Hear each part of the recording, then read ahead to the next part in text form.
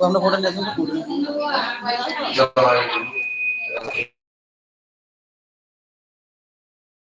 রাধা কৃষ্ণ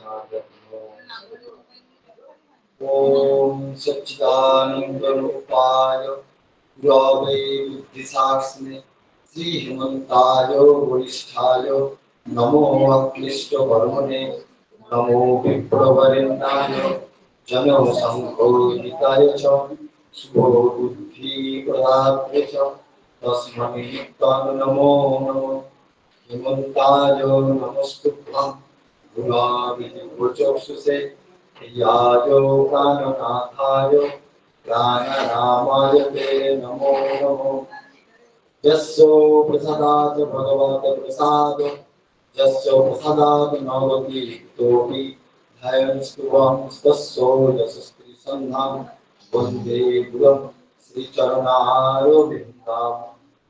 वरहाप्रियं नटवरवपु कर्णयो कलिविकारं विभ्राजवासो कनककपिशं वैजयन्ति च मालम् रन्ध्रारवेणो रधरसुधरा पूरयन् गोपवृन्दै वृन्दारण्यं सपदरमणं आविशायगीतवेदी अहो भोगिजं स्तनकालकूटं जिघांसया पाययत् अप्पसाद्धिदेवगतिं भातृचितां तदन्नान् भङ्गवादयारुं शरणं व्रजेम बर्हापीडाभिरामं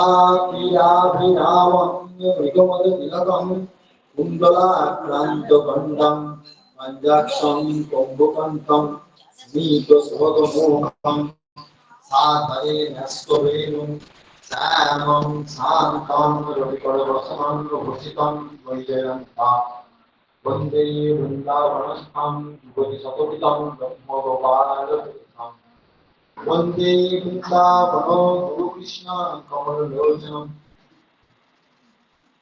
वन्दे वृन्दावनो कृष्ण कमललोचनं पीताम्बरो घनश्याम घोरमराविभूषितं श्रीराम सुवनस्तोमो कृष्णार्जुनाभृतं गोपीमण्डलमध्यस्थं श्रीराधिका प्राणवल्लभम् वाणी गुणानुबकमे श्रवणं कथायां हस्तौ च कर्मसु मौनं तव पादयनौ स्मृतां श्रीरकमनिवासगतप्रणामे दृष्टि सतां दर्शनेस्तु वन्दे अवतकमलं श्रीगुरुं वैष्णवांश्च श्रीरूपं सद्गजातं सर्वगुणरघुनाथान्वितं तं सजीवम् अद्वैतं समभूतं परिजनसहितं देवं श्रीराधा कृष्णपदान् सौगणललिता श्रीविद्याकान्तांश्च श्रीरूप सनातन भट्ट रघुनाथ श्रीगोपाल भट्ट दास रघुनाथ এই চাইব যাহা জয়তি সরসরসু সত্যবতী হৃদয়ানন্দ ব্যাসম যস্য কমলগলিতম পাঠময় অমৃতম জগৎ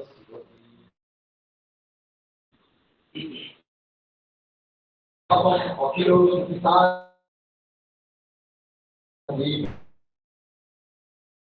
नाम करुणायावसंसारिणां पुराणगुच्छं व्यासशृणु मुकुयामि गुरुं मुनीनां भज गुरुदेव राधेश्यां जप हरे कृष्ण हरे राम भज गुरुदेव राधेश्यां जप हरे कृष्ण हरे राम भज गुरुदेव राधेश्यां जप हरे कृष्ण हरे राम वाञ्छाकल्पतरुभ्यश्च कृपासिन्धुभ्यो एव च बोधितानकपावनेभ्यो वैष्णवेभ्यो नमो नमः। श्याम राधे श्याम श्याम श्याम राधे राधे कृष्ण राधे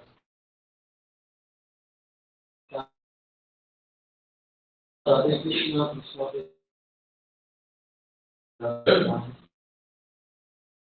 कृष्ण राधे राधा कृष्ण আমার পরমানন্দ পরম প্রেমাস্পদ একমাত্র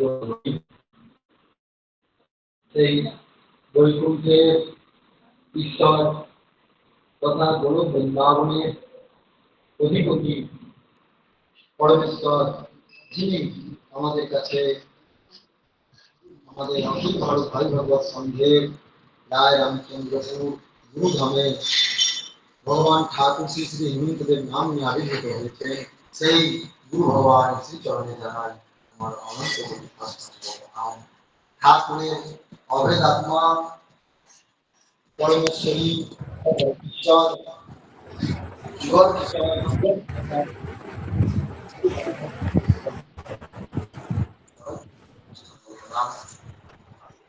ঠাকুরের অভেদ আত্মা শ্রী শ্রী বৃন্দা তথা মা তুলসী দেবী শ্রী চরণে জানাই অনন্ত কোটি প্রণাম।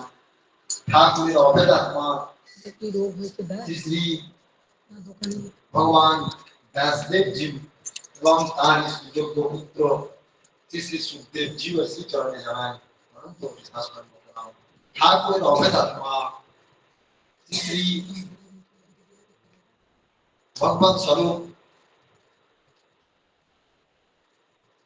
পুরাণের মুকুটমণি শ্রী শ্রী ভাগবত মহাপুরাণ জি ও শ্রী চরণে জানাই অনন্ত কোটি প্রণাম। ঠাকুরের অংশ সম্ভূত সকল বৈষ্ণব ভক্তবৃন্দের শ্রী চরণে জানাই অনন্ত কোটি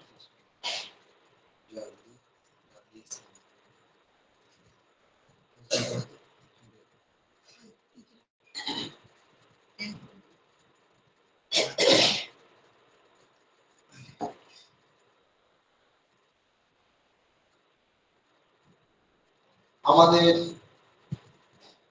আজকের অখিল ভারত ভাই ভাগবত সংঘের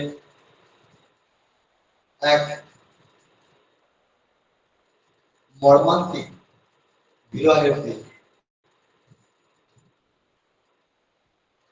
আজকের উৎসবটি আমাদের আনন্দের উৎসব নয়, সেই জন্য আমাদের এখানে সমস্ত ভক্তদেরকে নির্দেশ দেওয়া আছে যে আমাদের এই ললিতা সপ্তমী থেকে শুরু করে আমাদের এই ভাগবত সাপ্তাহিকী শেষ দিন পর্যন্ত এই যে আমাদের এখন উৎসব চলছে মা রাধারানীর নবমঙ্গলা, সেই এই যতগুলি উৎসব আমাদের পালিত হচ্ছে প্রত্যেকটি উৎসবই আমাদের বিরহ উৎসব। দেখুন,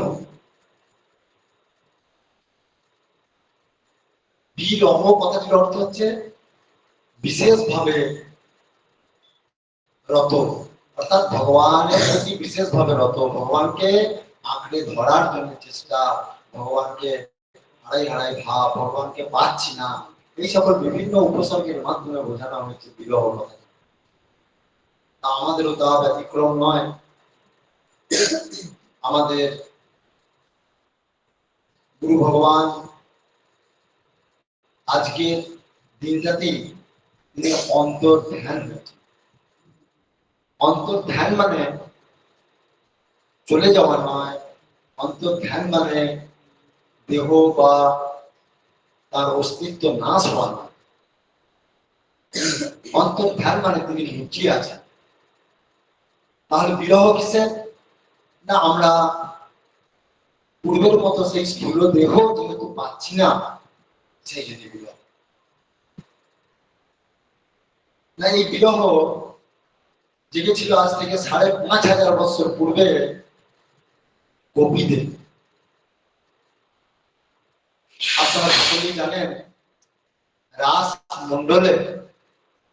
রাসমণ্ডল থেকে যখন মা রাধারানীকে ভগবান কৃষ্ণ পৃথক ভাবে সরিয়ে নিয়ে গেলেন, অর্থাৎ ১০০ কোটি গোপীদের মধ্যে থেকে রাধারানীকে একাকী নিয়ে চলে গেলেন, তখন সেই গোপীদের কি বিরহ হয়েছিল তার জন্য একটা বিষয় আছে ভাগবতের। বিরহ কি একটা আলাদা বিষয় আছে, যাই হোক। এবং সেটা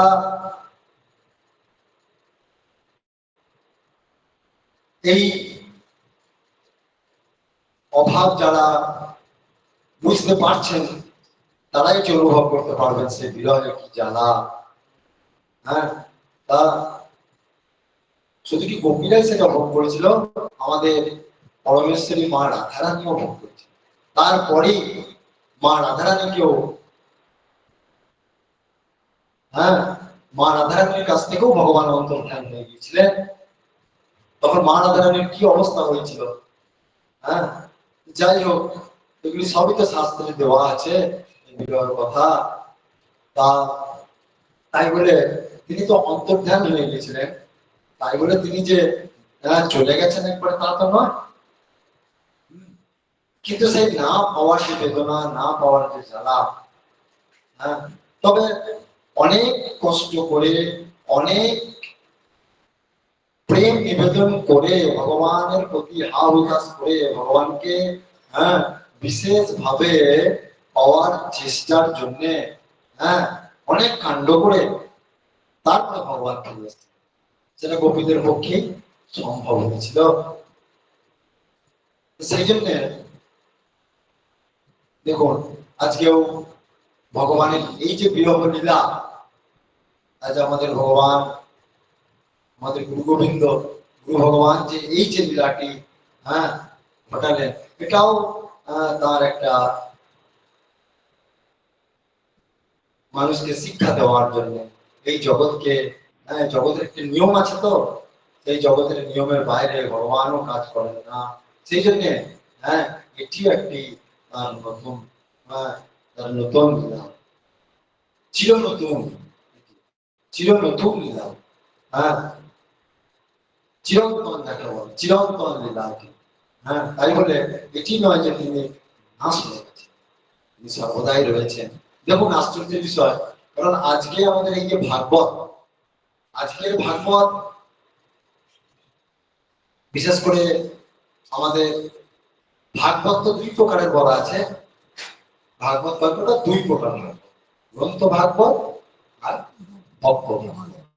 হ্যাঁ, তার গ্রন্থ ভাগবত আমরা জানি, হ্যাঁ, আর ভক্ত উত্তম, ভক্ত উত্তম অর্থাৎ ভক্ত শিরোমণি, হ্যাঁ ভক্ত ভাগবত, বিভিন্ন ভক্তদের কথা আলোচনা, হ্যাঁ এগুলো আমাদের ভক্তির রসায়ন, এগুলো আমাদের প্রেম প্রাপ্তির উপায়। হ্যাঁ, যেমন ভাগবতের আমরা গ্রন্থ ভাগবত পড়ে যেমন আমাদের জীবন ধন্য হয়ে যায়, ঠিক সেরকম ভক্ত ভাগবত পড়েও আমাদের জীবন ধন্য হয়ে যায়। এই জন্য ভক্ত ভাগবতে একটি ভাগ আছে, তার নাম হচ্ছে হ্যাঁ ভক্ত মাল গ্রন্থ, নামাজিক লেখা ভক্ত মাল গ্রন্থ। সেখানে শুধুমাত্র বৈষ্ণব ভক্তদেরই জীবনী দেওয়া আছে। হ্যাঁ, সেটাও স্বয়ং স্বয়ং গোপালজি তার প্রথম শ্রোতা। ভক্ত মাল গ্রন্থের শ্রোতা হচ্ছে, প্রথম শ্রোতা হচ্ছে গোপালজি। যাই হোক, ওদিকে আমি যাচ্ছি না। তিনি কথা দিয়েছিলেন যখন ওই গ্রন্থটি লেখা হয়, তা নাভাজি যখন তার গুরুদেবকে জিজ্ঞাসা করলেন, তার গুরুর আদেশে এই গ্রন্থ লিখেছিলেন, বলেছিলেন যে তুমি বৈষ্ণব মহাপুরুষদের জীবনী লেখো। তখন নাভাজি বললেন যে আমি বৈষ্ণব মহাপুরুষদের জীবনী তো জানি না, তাহলে কি করে লিখবো? গুরুদেব বললেন তোমাকে অত ভাবতে হবে না, তুমি পেন ধরো, স্মরণ করো, দেখো তোমার কাছে এক একজন মহাপুরুষ তাদের জীবনী এসে বলে দিল। হ্যাঁ, বলছেন তাদের, হ্যাঁ সেই যখন তিনি পেন ধরেছেন গুরুদেবকে স্মরণ করে, আর এক একজন মহাপুরুষ, এক একজন মহাত্মা, এক একজন বৈষ্ণব তার কাছে নিজেদের হ্যাঁ ওই জীবনীটা বলে গেছে। হ্যাঁ, জীবনী বলে গেছে, সেইটি নাভাজি লিখেছে। তা তার যখন গ্রন্থ লেখা শেষ হয়ে গেল, সমাপ্ত হয়ে গেল, তখন ওই নাভাজি গুরুদেবকে বললেন যে কে শুনবে এটা, আমার কথা কে শুনবে, কে দেখবে? তখন গুরুদেব বললেন তোমাকে তার জন্য কোনো ভাবতে হবে না। বললেন তার ব্যবস্থা হল, তোমার প্রথম শ্রোতা হচ্ছে ভগবান। আর যেই না বলেছেন, হ্যাঁ বলেন তুমি পাঠ করো। সেই ভক্তমাল গুরুদেবের কাছে বসে পাঠ করছেন, আর সেই সময় ভগবান উপস্থিত, দেখতে পেলেন যে ভগবান সামনে বসে ভক্তমাল, ভক্ত চরিত্রের পাঠ করার পর তা দুরকম ভাগবতের কথা বলা হয়েছে। এবং হ্যাঁ বলছে কি না, এই কথা শ্রবণ করা মাত্রই সমস্ত পাপ তাপ তো দূর হয়ে যায়, ভগবানের প্রতি হ্যাঁ বিশেষ প্রেম লাভ হয়। সেই জন্য ভক্তদের কথা যদি এরকম হয়, তাহলে ভগবান নিজে যখন ভক্ত রূপে আসেন, ভক্ত রূপে লীলা করেন, তার কথা না জানি হ্যাঁ কত আরো কত মহিমা মণ্ডিত হয় চিন্তা করুন।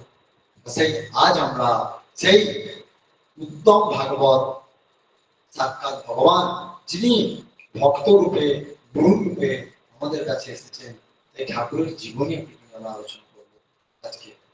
তারপরে আমরা ভাগবতের গ্রন্থ ভাগবতের অল্প আমরা একটু পাঠ করে আজকে বিশ্রাম করব। তা আজকে প্রথমত বলি যে আমাদের এই যে ভাগবত সাপ্তাহিকী আজকে দিনে সুখদেব গোস্বামী কাকে শুনিয়েছিলেন? পরীক্ষিত মহারাজকে শুনিয়েছে আজকের দিনে। সেই জন্যই তো এত গুরুত্ব ভাগবতের। তা শুনলে আশ্চর্য হয়ে যাবেন যে আজকের দিনটা কত গুরুত্বপূর্ণ দিন। দেখুন আজকের দিনে প্রথমত আমাদের ঠাকুর তিনি অন্তর্ধান হয়েছেন আজকের দিনটা। আপনারা শুনলে অবাক হয়ে যাবেন। আমাদের সুদর্শন চক্র অবতার ভগবান নিম্বার্ক আচার্য যার আদর্শে আমরা চলছি, আমাদের গুরু ভগবান যে যার আদর্শ আমাদেরকে ধরিয়েছেন সেই নিম্বার ভগবানের আজকের দিনটা হচ্ছে শুভ দীক্ষা। শুভ দীক্ষার দিন আজকে। দেখুন আমাদের গুরুদেব কোন দিনটি বেঁচেছেন আজকে, তিনি যে অন্তর্ধান হয়েছেন কোন দিনটি। আজকের দিনটি আমাদের পূর্বপুরুষ অর্থাৎ নিম্বার ভগবানের গুরুদেব নারদজি তার আজকের দিনটিতে গোপী ভাব প্রাপ্ত হয়েছে।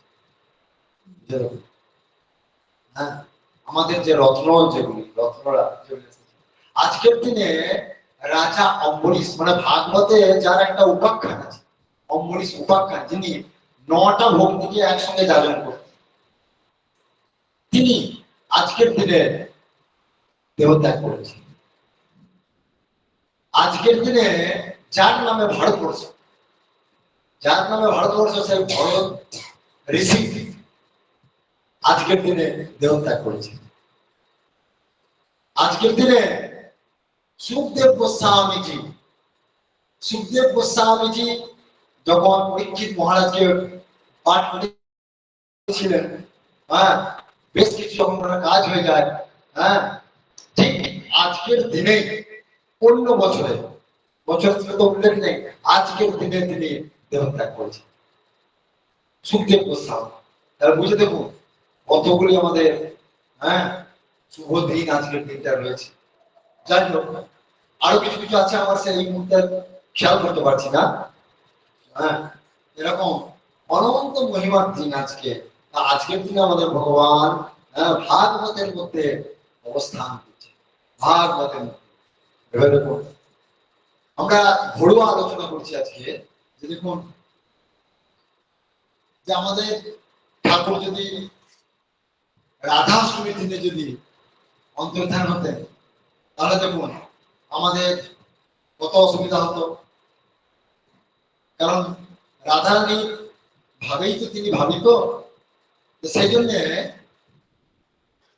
তিনি এমন ব্যবস্থা করলেন যে রাধারানী সময়টিকেও নিয়েছেন,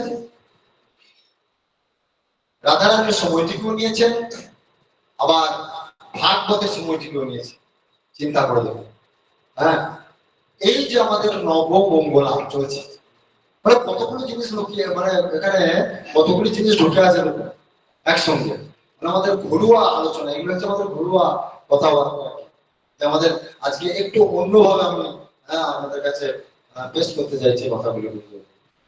আজকের দিনটা আমাদের নবমঙ্গলায় চলছে, আজকে আমাদের দ্বিতীয় দিন শুরু হচ্ছে। নবমঙ্গলার দিনটা কালকে আলোচনা করার চেষ্টা করব। আজকে আমি বলছি যে এই নবমঙ্গলার দিনে 9 জন মানে প্রত্যেকটি মা রাধারানীর রূপ এক একটা সখীর জন্মদিন হিসাবে আমাদের পালন করা হচ্ছে, এক একটা সখীর জন্মদিন হিসাবে আমাদের পালন করা হচ্ছে। তা দেখুন সেই প্রত্যেকটা দিন কার নামে? মা রাধা রানীর নবমঙ্গলা। কথাটা খেয়াল রাখবেন, প্রত্যেকটা গোপীদের নামে কিন্তু নয়, ললিতা সপ্তমী থেকে শুরু করে, হ্যাঁ, 9 দিন পর্যন্ত, অর্থাৎ যেদিন ভাগবত বিশ্রাম দেবে, হ্যাঁ, এরকম করে 9টা দিন কি রাধা রানীর নবমঙ্গলা। তাহলে দেখুন তিনি কিন্তু রাধা অষ্টমীর দিনটি অন্তর্ধান না হয়ে তিনি তার পরের দিনটি, যাতে যে তার সমস্ত ভক্তবৃন্দ তার উৎসবে সামিল হতে পারে, সবাই মিলে, হ্যাঁ, এদিকে রাধারানী উৎসবেও যেন সবাই যোগদান করতে পারে, এদিকে ওনার উৎসবে যারা যোগদান করতে পারে, এটা আপনার একটি ভাব। দেখুন, তাই এই যে উনি তো সাক্ষাৎ রাধারানী বা সাক্ষাৎ কৃষ্ণ, আপনার উনার যে রূপটা, উনার যে স্বরূপটা দেখুন 3টে ভাগে ভাগ হয়েছে। এক অপূর্ব, মানে একটা অপূর্ব লীলা বলতে পারে, অপূর্ব লীলা, সেটা একমাত্র আমাদের নিম্বার ভগবান, হ্যাঁ, এই যে ভগবানের 3টি রূপকে এমন ভাবে তুলে ধরেছে যেটা অতি অতি গোপনীয়। যদি বলেন কিরকম, মানে এটা অনুভবযোগ্য, অনুভব করতে হবে, অনুভব না করলে এই জিনিস বোঝা যায় না।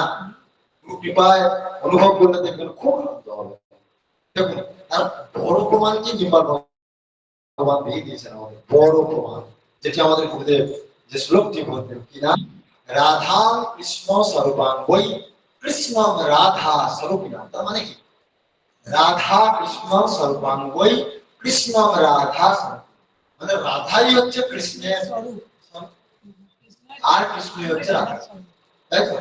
হ্যাঁ, রাধারানী হচ্ছে কৃষ্ণ স্বরূপা, স্বরূপিনী, হ্যাঁ, আর কৃষ্ণ হচ্ছে রাধা স্বরূপ। দুজনের কোনো ভেদ নাই, অভেদ আত্মা। হ্যাঁ, তাহলে গুরুর সঙ্গে কি সম্পর্ক? তারপরে লাইনে রয়েছে রাধা কৃষ্ণ স্বরূপাঙ্গই কৃষ্ণ রাধা স্বরূপিণাম পলাশ মানব নিকুঞ্জস্তম গুরু রূপ সদা ভজে। বলছে ভগবান নিজে পৃথিবী সৃষ্টি করেছেন। পৃথিবী সৃষ্টি করার জন্য কি করলেন? বাম অংশ থেকে রাধারানীকে সৃষ্টি করলেন। রাধারানী সৃষ্টি করে জগৎ সৃষ্টি করার পর তারা লীলা আস্বাদন করছেন। তা দেখছেন যে জগতের লোককে তো আমাদের কাছে নিয়ে আসতে হবে। তখন ভগবান কৃষ্ণ রাধারানীকে বলছে, হে রাধিকা, বলেন দেখো আমাদের দুজনের মধ্যে কিন্তু কিছু আনন্দ হচ্ছে না, তাহলে কি করতে হবে? 3 জন হতে হবে, 3 জন হতে হবে। তখন রাধারানী বলছে 3 জন কি হওয়া যাবে? হ্যাঁ, এমন একটা বস্তু হব যেটা আমাদের থেকে চিন্তা করুন, খুব মন দিয়ে শুনতে হবে। বলছেন এমন একটি বস্তু, বলছে এমন একটি রূপ হবো যেটা, যে রূপটা, বলছেন যে রূপটা আমাদের দুজনের থেকেও বেশি মহিমান্বিত। হ্যাঁ, কিরকম হয় ভাবলে অবাক হয়ে যায় না? রাধাকৃষ্ণ থেকে বেশি জগতের সবকে রাধাকৃষ্ণ রাধাকৃষ্ণ রাধা কৃষ্ণ রাধা কৃষ্ণ চারিদিক দিয়ে চলছে, সমস্ত শাস্ত্রে কিন্তু ভগবানের ব্যাখ্যা করছে। তখন কি করলেন? ভগবান বললেন তোমার অর্ধেক আমার অর্ধেক, বলে দুজনে আমরা অর্ধেক অর্ধেক করে একটা নতুন রূপ আমরা গঠন করব। বলে তাহলে সেটির নাম কি হবে? গুরু রূপম সদা ভজে। যেমন শ্লোকে পলাত মানব নিকুঞ্জস্তম গুরু রূপম সদা। পলাত মানব, পলাত মানব মানে কি? কলা মানে দুই অংশ বিশেষ আছে, দুজনাকার অংশ, বলে দুজনের অংশ নিয়ে গুরু রূপম সদা ভজে। আচ্ছা, এইখানে গুরু রূপে প্রকট হয়ে গেল, ঠিক আছে? কিন্তু জেনে রাখবেন এইরকম জিনিসগুলো কেউ বলবে না। এই জিনিসগুলো গুরু কৃপায় অনুধাবন করতে হবে, অনুধাবন করতে হবে কেন এই জিনিসটা হয়েছে, কেন। দেখুন ভগবান সে কথা বলে দিয়েছেন অর্জুনকে, দাদা আমি বুদ্ধি যোগাম, বলেন হে অর্জুন, আমাকে জানার জন্য তোমাকে আমি বুদ্ধি প্রদান করি, শাস্ত্র প্রদান। অনেক শাস্ত্রের উদাহরণ আছে। দেখুন আপনাকে মিলিয়ে দিচ্ছে, আপনাকে কথাগুলো মিলিয়ে যাবে। দেখুন গুরু রূপটা কত আদরে, এখনো এখনো হয়নি, এর পরেও আছে কিনা। বলছেন গুরু তো আমাদের কাছে প্রকট হয়েছেন, গুরু আমাদের সকলকে কি করছেন, তখন রাধারানী বলছেন তা ওই গুরুর কাজ কি হবে? বলে আরে ওই জন্যই তো তৈরি করা, গুরুর কাজ কি হবে? বলে আমাদের কাছে ফিরিয়ে নিয়ে আসবে। এই যে চিন্তা সমাজ দুঃখ ভোগ করছে জগৎ জ্বালাতে, এই যে আমারই মায়ায় আচ্ছন্ন হয়ে মানুষ আজকে আমাদেরকে ভুলে থাকবে, বলে সেই ভুলটি কাটাবার জন্য ওই আমাদের ওই গুরু রূপটা, ওই গুরু রূপ আমাদের কাছে আবার ফিরিয়ে নিয়ে আসে। দেখুন ঠিক আছে, বলে তাই তো হলো, তাহলে শুধু কি গুরু ওইটুকুই কাজ, শুধু ফিরিয়ে নিয়ে আসবে? তাতে একটা বড় কাজ বটে, কারণ এই পৃথিবীতে গুরু ছাড়া আর কোনো ব্যক্তি ঈশ্বরের কাছে ফিরিয়ে নিয়ে যেতে পারবে। সেই জন্য আমাদের গুরুদেব কিছু দোহাতে লিখেছেন যে বলছেন संसार जीव को पतित तो मनुष्य उठाने वाला है कोई, परम दयाल गुरु छड़कर और पुष्प न देखे মই। ঠিক আছে, বলছেন এই সংসারের প্রতি জীবকে দেখে আমাদের গুরুদেব তার দোহাতে লিখছেন, গুরুদেব বলছেন কথাটা, বলছেন সংসারের প্রতি মনুষ্যকে দুঃখ জ্বালায় জর্জরিত এসব মানুষগুলোকে দেখে আমার খুব কষ্ট হচ্ছে। তা আমি দেখলাম যে এই মানুষগুলোকে উদ্ধার করার বেলায় কেউ নেই, কার ক্ষমতাই নেই। মানুষদেরকে উদ্ধার করবে কার ক্ষমতা আছে? একমাত্র ভগবান ছাড়া। আর ভগবান তো আর ডাইরেক্ট ওই কেউ নিয়ে আসতে পারেন না, তার একটা সিস্টেম আছে। তখন কি করবেন? ভগবানের গুরু রূপ তুলে নিয়ে যাবেন সেই ধামে, নিত্য ধামে, গোলক বৈকুণ্ঠে, বৃন্দাবন নিয়ে যাবেন। সেই জন্যই গুরুদেব এই কথাটি লিখেছেন আর কি। বেশ, এটা না হয় হলো উদ্ধার কর্তা। তাহলে এর থেকে বিশেষ বড় কাজ আর কি কি আছে জানেন? রাধা কৃষ্ণ স্বরূপান ওই কৃষ্ণ রাধা স্বরূপিনম পরাত্মানম নিকুঞ্জস্থম। নিকুঞ্জস্থম গুরু রূপম সদাবাদে। নিকুঞ্জস্থম, নিকুঞ্জস্থম মানে নিকুঞ্জে অবস্থান করছে। এইটি হচ্ছে সব থেকে গুরু একটি আলোচনার বিষয়। নিকুঞ্জ কোথায়? নিকুঞ্জ দুটি জিনিস ধরে রাখবেন, একটি কুঞ্জ, একটি নিকুঞ্জ। কুঞ্জ মানে কুঞ্জ, বৃন্দাবনের কুঞ্জ আছে, যে কুঞ্জে সবারই প্রবেশ, সে কুঞ্জে ভক্তরা প্রবেশ করতে পারে। আর নিকুঞ্জ যেটা জায়গা, নিকুঞ্জ যে কারণ, নিকুঞ্জ কারণ, নিকুঞ্জ বন, নিকুঞ্জ যেটা, সেই জায়গায় শুধুমাত্র গোপীরা ছাড়া সেই জায়গায় প্রবেশ করতে পারে। ঠিক আছে, সেই জায়গায় প্রবেশ করতে পারে।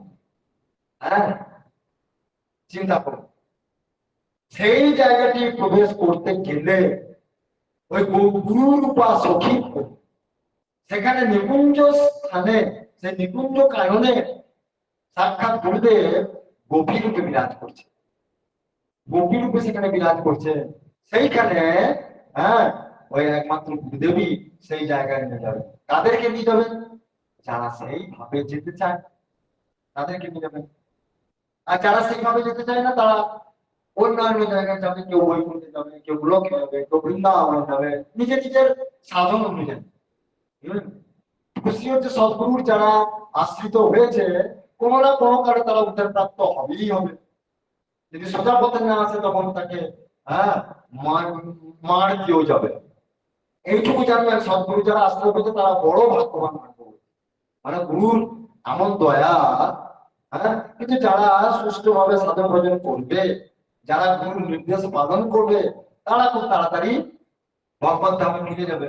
এইবারে এক একটি ভাব আছে, তো সেই ভাব অনুযায়ী তিনি সেই স্থানে নিয়ে যাবেন। কিন্তু এই নিকুঞ্জ স্থানটা, নিকুঞ্জ স্থানে যেতে গেলে কিন্তু গোপী ভাব অবলম্বন করতে হবে। আর গোপী ভাব অবলম্বন করতে গেলে কি হবে? প্রথমত প্রথমত সেখানে বলা হচ্ছে গোপী ভাব, গোপী অর্থাৎ সমস্ত ইন্দ্র দিয়ে, হ্যাঁ, সেই ভগবানের মধুর রস পান করাকে বলা হচ্ছে গোপী। তো সেইটি সেটি একমাত্র গোপী দেব ছাড়া সম্ভব নয়। হ্যাঁ, সেই জায়গাটার জন্য গুরুদেব বলেছেন তৎপর লৌল্যম অভিপুল্লবে, বলে সেই প্রেম, সেই গোপী প্রেম পেতে গেলে তার মূল্য কি না লোভ, লোভ চাই গুরুদেবের চরণে, সেই লোভ চাই। তো সেইটি যাই হোক, এখন সেই জায়গাটি দিতে পারেন একমাত্র গুরু। সেই জায়গাটি দিতে পারেন। হ্যাঁ, যদি বলেন তার প্রমাণ কোথায়, গুরুদেব আমাদের লিখেছিল কোথায়, রাধা ভক্তি দিতে ওগো আর কেউ নাই, শাস্ত্রাঙ্গে তোমার গুরু প্রণতি। আচ্ছা, আর একটি কথা বলি, গোপন কথা, যেটা দেখবেন। তাহলে এখন প্রশ্ন আছে যে এখানে একটি কথা জানতে হবে যে দেখুন, এই নিকুঞ্জ কারণে কিন্তু সমস্ত গুরুবর্গের কিন্তু ক্ষমতা নেই, অথচ সদ্গুরু ভগবান, সদ্গুরু ভগবান বিভিন্ন সদ্গুরু মূর্তিতে আমাদের পৃথিবীতে আবির্ভূত হয়েছেন এবং হবে না, কারণ ভগবান কিন্তু গুরু রূপে আসতেই হবে, আসতেই হবে। না হলে হ্যাঁ, আমাদের মধ্যে জীবরা উদ্ধার পাবে কি করে, উদ্ধার পাবে কি করে? সেই জন্য দেখুন, সেই ভগবানকে তো বিভিন্ন গুরু রূপে আসতেই হয়, কিন্তু ভগবানের যে কোনো রূপটি গোপী ভাবান্বিত, যে কোনো রূপটি গোপী ভাবে সিদ্ধ, সেই কোনো রূপটি কিন্তু ওই নিকুঞ্জ স্থানে নিতে হবে। হ্যাঁ, এইটি খেয়াল রাখতে হবে। সেই জন্য আমাদের গুরুদেব যখন লিখে দিচ্ছেন রাধা ভক্তি দিতে হবো আর কেউ নাই, শ্বাসকাঙ্গে তোমার প্রণতি জানি। ঠিক আছে, তা দেখুন, তাই আমাদের সেই গুরুদেব আমাদের জন্য, আমাদের সমস্ত ভক্তবৃন্দের জন্য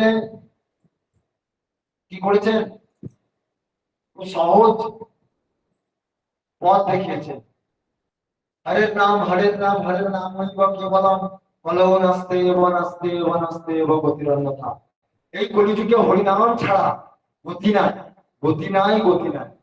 সেই জন্য এই কলিযুগে যে যে হরিনাম করবেন সেই হরিনামে ভগবানকে প্রাপ্ত, এতে কোনো সন্দেহ নেই। কারণ নাম নামিন অবেদাত্মা, নাম নামিন, নাম আর নামই হচ্ছে অবেদা। যে কোনো নাম, সমস্ত নামেতে তিনি শক্তি দিয়ে রেখেছেন। হ্যাঁ, সমস্ত নামে বহু প্রকার নাম আছে, প্রত্যেকটা নামে তিনি শক্তি দিয়ে রেখেছেন। কিন্তু সব নামগুলিতে নিকুঞ্জের প্রেম রাসস্থলীতে পৌঁছানো যাবে। যদি বলেন কি হবে, তার একটু উদাহরণ দিই।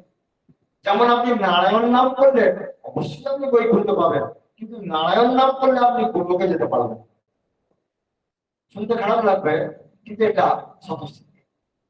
নারায়ণ নাম করলে আপনি বৈকুণ্ঠে যাবেন, নারায়ণ নাম করলে আপনি রাসস্থলীতে যেতে পারবেন। শিব নাম করলে শিব লোকে যাবেন, শিব নাম করলে আপনি লোকে যেতে পারবেন। দুর্গা জপ করলে আপনি দুর্গা লোকে যাবেন, দুর্গা জপ করলে আপনি রাসস্থলীতে যেতে পারবেন।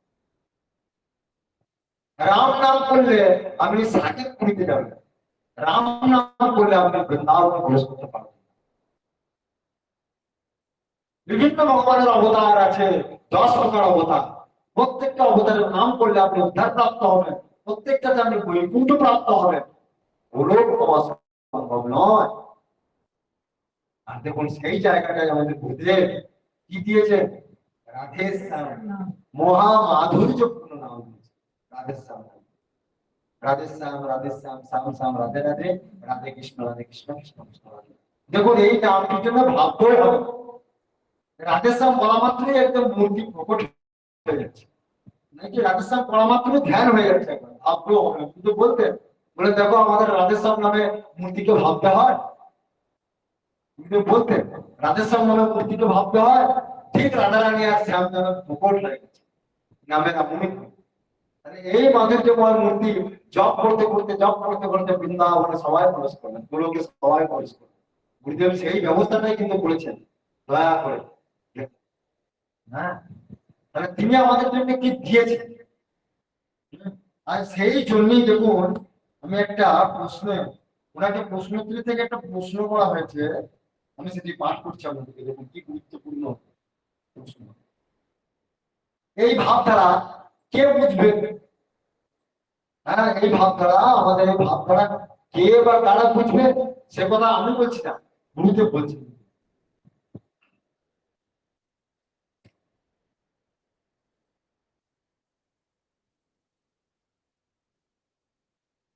দেখুন কি বলছেন, বলছেন সার্বিক উন্নতির জন্য ভারতে এই মুহূর্তে কি করা কর্তব্য। প্রশ্নটা ভালো করে বলছেন, সার্বিক উন্নতির জন্য এই ভারতবর্ষে, আমাদের দেশে এই মুহূর্তে কি করা কর্তব্য। তা উত্তরটা কি সুন্দর দিচ্ছেন, দেখুন একবার কি সাংঘাতিক উত্তর দেখুন। বলছেন, আমি জোর দিয়া বলিতে পারি যে সার্বিক উন্নতির জন্য ভারতের এই মুহূর্তে অখিল ভারত ভাই ভাগবত সঙ্গের ভাবধারা প্রচারের প্রয়োজন। বুঝতে পেরেছেন? দেখুন কথা শুনে একটু খটকা লাগছে না, যে গুরুদেব এই কথাটা বলছেন, তারপরে লাইনটা শুনে কি বলছে, বলছেন পাদুকা তন্ত্রের প্রয়োজন। পাদুকা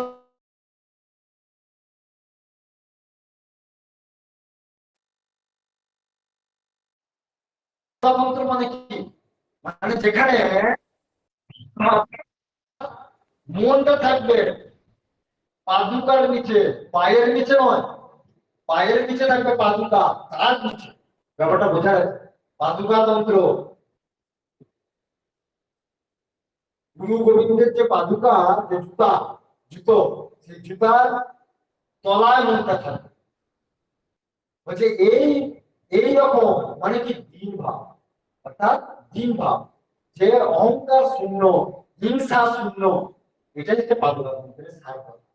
অহংকার শূন্য, হিংসা শূন্য।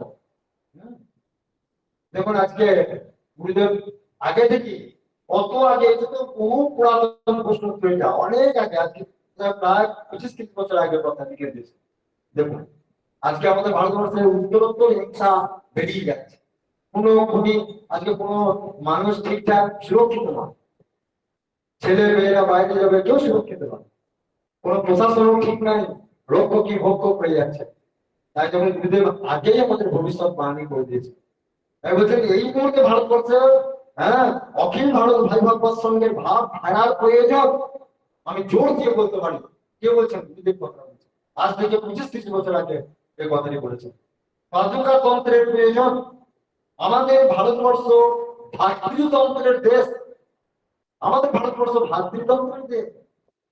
রামায়ণ মহাভারতের আদর্শে চলিলেই আমাদের শুভ অনিবার্য। তাহলে দেখুন, বলছেন এ কথা কে বুঝবে, আমার এই কথা কে কান দেবে, কিন্তু এটাই বাস্তব,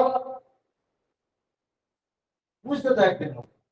গুরুদেব সে কথা বলেছেন যে আমাদের অখিল ভারত ভাই ভাগবত সংঘ যেদিন মধ্য গগনে, হ্যাঁ, বিরাজ করবে, সেদিন সারা বিশ্বব্যাপী আলোড়ন সৃষ্টি করবে। বিশ্বব্যাপী আমাদের এই ভাগবত ধর্ম, হ্যাঁ, এই ভাই ভাগবত সঙ্গে মর্ম কি তা জানবে সবাই, পড়ে পড়ে দেখবেন গুরুদেব লিখে দিয়েছেন তার গীত কবিতা, ভাগবত ভাই ভাগবত সঙ্গে মর্ম কি তা জানবে সবাই, পড়ে পড়ে বলে দিয়েছেন। আত্মপুরুষের বাণী, ভগবানের বাণী কখনো মিথ্যা হয় না। হ্যাঁ, তার কিঞ্চিত আভাস সকলেই পেয়ে যাচ্ছে, নিশ্চয়ই পেয়ে যাচ্ছে। হ্যাঁ, যাই হোক, তা দেখুন, তাহলে সেই জন্য আমাদের এই ভাবনা, এই যে আমাদের রাধেশ্যাম নাম দিয়েছেন, দেখুন এই জন্য গোটা জগৎবাসীর উদ্দেশ্যে বলেছেন 1 মিনিট কাল রাধেশ্যাম নাম নেওয়া পড়ে। আর একটা প্রশ্ন উত্তরীতে, অন্য প্রশ্ন উত্তর বইতে পড়ছিলাম, সেখানে বলছে, তাকে প্রশ্ন করা হয়েছে যে আপনি এই পৃথিবীতে শুধু আপনার ভক্তদের জন্যই এসেছেন, শিষ্য ভক্তদের জন্যই? তখন গুরুদেব বলছেন, বলে ভক্তদের জন্য তো আমার আশা বটেই, তাছাড়া ভক্ত বলতে কি বোঝায়, তুমি কি শিষ্যদের জন্যই? বলে শিষ্যদের জন্য তো আমি আছি, শুধু তাই নয়, বলে আমি সমস্ত জীবদের জন্য, পৃথিবীতে যত জীব আছে সকলের জন্যই আমার আসা। ঘোষণা করে দিয়েছে। বলে তবে সান্নিধ্য তো চাই, এই সান্নিধ্যে আসতে হবে, সান্নিধ্যে আসতে হবে, এটা বলেছেন। হম তাই দেখুন আশ্চর্য ব্যাপার যে ভগবান কৃষ্ণ যখন বলেছিলেন কপিদেরকে যে আমি বৃন্দাবন ছেড়ে কোথাও যাব না, বৃন্দাবন পরিত্যাজ্য পুত্র কদাপি ন গচ্ছতি। বললেন হে গোপীগণ, এই বৃন্দাবন ছেড়ে, এই তোমাদের ছেড়ে আমি কোথাও যাব না। সেখানে ভগবান বৃন্দাবন ছেড়ে কোথাও যান নাই, কোথাও যান নাই বৃন্দাবন ছেড়ে। গেছেন কি, তার অংশ গেছে, কিন্তু আমরা আলোচনা করেছি। ঠিক সেরকম যখন গুরুদেব আমাদের কাছে হাসতে হাসতে বলতেন, তখন হাসতে হাসতে বলতেন কথাটি, দেখো আমি হ্যাঁ এই জায়গা ছেড়ে আমি একটা কোথাও যাবো না। এই জায়গা ছেড়ে আমি কোথাও যাবো না। হম তখন আমরা তখন বলতাম দাদা আপনার ভক্তদের কি হবে, আমরা তো জানি। তখন কিন্তু বলছেন যে বৃন্দাবনের কৃষ্ণ কি বলেছেন দেখেছ, বৃন্দাবন ছেড়ে আমি কোথাও যাবো না, আমার এই আশ্রম ছেড়ে আমি কোথাও যাবো না। আস্তে আস্তে তখন আমি বললাম তাহলে আপনার ভক্তরা কি করবে, আপনার ভক্তরা তো সবাই আহ আপনাকে অপেক্ষা করবে, এদিকে আপনি বলেছেন ঘরগুলো আশ্রম করতে হবে, ঘরগুলোতে ঘরগুলোতে বলেছেন কৃষ্ণ তো সব জায়গায় গেছে, বৃন্দাবন ছেড়ে কি করে অংশ গেছে, আমারও অংশ সর্বত্র যাবে। আস্তে আস্তে কথা কিন্তু বলছে, চিন্তা করে আমারও অংশ সর্বত্র যাবে। সেখানে গুরুদেব লিখে দিয়েছে, কৃপা করো গুরুদেব, কৃপা করো বাসুদেব, তুমি গুরু মাধব, তুমি মহাদেব। হ্যাঁ তুমি গুরু মাধব, তুমি মহাদেব, তুমি গুরু বাসুদেব। হ্যাঁ তুমি আছো সার্বভূত, তুমি বাসুদেব। হ্যাঁ কৃপা করো গুরুদেব, কৃপা করো বাসুদেব। দেখুন এটারও ব্যাখ্যা তিনি তোমার পূজার টানিতে লিখেছেন, সেখানে পড়ে যাবেন। গুরু ব্যাখ্যা সেখানে দিয়েছেন যে গুরু যেমন মাধব, গুরু সেরকম বাসুদেব। মাধব মানে কি, মায়ার ভব, অর্থাৎ যিনি মায়াতীত, এই মায়াকে যিনি সরিয়ে, যিনি মায়ার ঊর্ধ্বে আছেন, অর্থাৎ তার সমস্ত ভক্তকে তিনি মায়ার ঊর্ধ্বে নিয়ে যেতে পারেন, তিনি হচ্ছেন মাধব। তাই গুরু হচ্ছেন মাধব। গুরুদেব নিজে লিখেছেন দেখবেন সেইটি, তোমার পূজার গানটা পড়বেন দেখবেন খুব আনন্দ পাবেন। এখানে ব্যাখ্যাটা লিখেছেন কৃপা করে গুরুদেব বলে কথাটা, এই এই এই ভজনটার গোটা ব্যাখ্যাটা তিনি লিখেছেন। তুমি বাসুদেব, বাসুদেব মানে কি, বাসুদেব কথা মানে কি, যিনি সর্বঘটে অবস্থান করেন তিনি বাসুদেব। তাই বলছেন যে গুরু তাই সর্বঘটে অবস্থান। তাহলে ভগবান কৃষ্ণ যেমন বৃন্দাবনে পূর্ণভাবে আছেন, আর তার অংশের উপর তিনি বাসুদেব রূপে আছেন। তাই আমাদের গুরুদেব ঠাকুর হেমন্তদেব পূর্ণরূপে আশ্রমে আছেন, আর তার অংশ বাসুদেব রূপে তিনি সারা পৃথিবী জুড়ে আছেন। তাই তো সত্যি সেই সব কথাগুলি মনে পড়ছে আজকের দিনে, ওনারই কথা বলাটাই আমাদের সর্বদাই দরকার। তাই তব কথামৃতম তপ্ত জীবনম কবিঃ ঈদিতম কল্প সাপহম শ্রবণ মঙ্গলম শ্রীমদাততম ভুবি গৃহন্তি যে ভুরিদাজন। তাই সেই ভাগবতে বলছে হে ভগবান, তোমার কথা শ্রবণ করলে আমাদের হৃদয় জুড়িয়ে যায়, আমাদের এই কৃতাবদ্ধ জীবন আমাদের জড়িয়ে যায় তোমার কথা শুনলে। হ্যাঁ সেই জন্য তোমার কথা বারবার পান করতে ইচ্ছা হয়, বারবার পান করতে ইচ্ছা হয়, বারবার শুনতে ইচ্ছা হয়। এই কথা শোনা কি আনন্দ দেবে। হ্যাঁ তাই বলছেন। আর কি হয়, কৃতাব জ্বালা তো দূর হয়, আবার তোমাদের প্রেম যাকে, শুধু পাপ তাপ দূর হয় না, জ্বালা দূর হয়, কি তাপ জ্বালা দূর হয়, পাপ তাপ দূর হয়, আর তার সঙ্গে কি হয় না, প্রেম প্রেম লাভ হয়, গুরুর প্রতি প্রেম লাভ হয়, গরিবদের প্রতি প্রেম লাভ হয়। হ্যাঁ সেই কথা বলছে। আর হচ্ছে এই কথা যারা দান করে তারা ভূমিদাতা, তাদেরকে ভূমিদাতা বলা হয়, বলে তাদের উপর শ্রেষ্ঠ দাতা কেউ নাই। সেই জন্য গুরুর কথা যত্রতত্র বলতে হয়, ভগবানের কথা যত্রতত্র বলতে হয়। হ্যাঁ, সেই কথা সুখদেব গোস্বামী পরীক্ষিত মহারাজকে বলছে। হ্যাঁ, যারা গুরু গোবিন্দের কথা ধ্যান করে তারা ভুলি দাতা, সেই শ্লোক থেকে সেই কথাই বলছে। সেই জন্য যখন গুরুদেব বলছে যে আমার ভক্তদের সকলের কাছে আমার এই প্রশ্নটা আমি, দেখুন আরেকটি প্রশ্ন মনে পড়ে গেল, এখানে যদি পেয়ে যায় আমরা শোনাচ্ছি।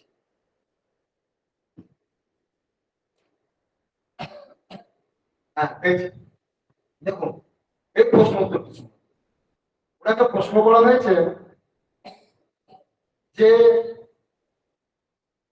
আপনার দেহ স্থূল দেহ ত্যাগের পর শিষ্যরা কি করলে আপনি সব থেকে বেশি খুশি হবেন? চিন্তা করুন। প্রশ্নগুলো তৈরি করছেন, দারুণ প্রশ্ন। যাই হোক, দেখুন এগুলোতে মানুষ আজকে কত বল পাবে সবাই। বলছে যে আপনার স্থূল দেহ ত্যাগের পর কি কাজ করলে আপনি বেশি খুশি হবেন? আর তারপরে একটা কথা বলি, তিনি একটা জায়গাতে একটা প্রশ্ন আছে, সেটা আরেকটা কিছু সংবাদে আছে, সেখানে বলছেন যে না, এখানেই আছে, যদি পেয়ে যায় আমি পড়ে শোনাচ্ছি। এইটা আগে পড়ে নি। বলছেন গুরুদেব লিখছেন, আমার দেহত্যাগের পর কেন আমার শিষ্যরা বর্তমানে আমার আশ্রম ও সংঘকে সর্বপ্রকারের রক্ষা, প্রচার ও প্রসারের পথে লইয়া যাইলে আমি সর্বপ্রকারে খুশি। বুঝতে পারলেন কথা? আবার বলছি, বলছেন যে আমার দেহ অবসাদের পর কেন আমার শিষ্যরা বর্তমানে আমার আশ্রম ও সংঘকে সর্বপ্রকারের রক্ষা, প্রচার ও প্রসারের পথে লইয়া যাইবে আমি সর্বপ্রকারে খুশি হই। আমার সংঘ রক্ষায় পড়ে যাইবে, দেখুন কি গুরুত্বপূর্ণ কথা। দেখুন বলছেন আমার সংঘ রক্ষায় যাহাদের প্রাণ না কাঁদে, যাহারা ইহার বিরোধিতা করে এবং উদাসীন থাকে, তাহারা যত বড় গুরু সেবী হোক না কেন, তাহারা গুরু বেশি ও আমার অপ্রিয়। দেখেছেন কি সাংঘাতিক কথা বলুন তো? শুধু গুরু সেবা করলেই হবে না, শুধু মানে তার মানেটা কি বলছে যে আমি খুব জপ তপ করছি, গুরুকে ধ্যান করছি, 24 ঘন্টায় গুরুকে ধ্যান করছি, মনে করুন একটা টাইম আমি গুরু ছাড়া হই না, কিন্তু আমি গুরুর আশ্রমকে অবহেলা করছি, আশ্রমের যন্ত্রের অবহেলা করছি, আশ্রম, হ্যাঁ আশ্রমের সম্পত্তিকে অবহেলা করছি, আশ্রমকে রক্ষা করবার জন্য কোনো চেষ্টা নাই। বললেন তারা যত বড়ই গুরু সেবী হোক, তারা গুরু দ্রোহী। বললেন আমার দাঁড়াও, একবারে তার পানি বুঝে দিচ্ছেন। তাই লিখেছেন বুঝে, উদ্দেশ্য যাহার মহৎ, পরমেশ্বর সহায় তাহার অনিবার্য। বোঝা গেল কি সুন্দর কথা না? আর একটি প্রশ্ন দেখুন, যদি পেয়ে যায়।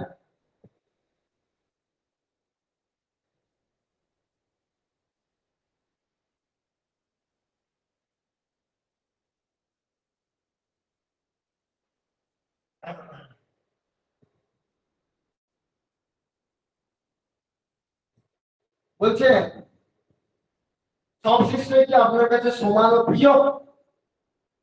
সব শিষ্যই কি আপনার কাছে সমান ও প্রিয়? দেখুন খুব ভালোভাবে শুনুন। বলছেন সমসত্তার ভিত্তিতে সব শিষ্যই আমার নিকট সমান ও প্রিয়, কেউ বেশিও নয় কেউ কম। সমসত্তার ভিত্তিতে, সমসত্তার ভিত্তিটা কি দেখুন পরে বলছি। কিন্তু এই প্রিয়তার কোনো দাম আছে কি? আমার প্রিয়তা যাহারা বোঝে, উপলব্ধি করে ও গ্রহণ করিবার সচেষ্ট হয়, তাহাদের নিকটই আমার প্রিয়তা আস্বাদ্য হয়। কি সাংঘাতিক কথা না? দেখো, হ্যাঁ, আমার প্রিয়তা যারা বোঝে উপলব্ধি করে তারাই এটা আস্বাদন করে। হ্যাঁ, যেমন যে জলের নিকট গিয়া জল পান করে বা স্নান করে, তাহারই পিপাসা নিবারিত হয়।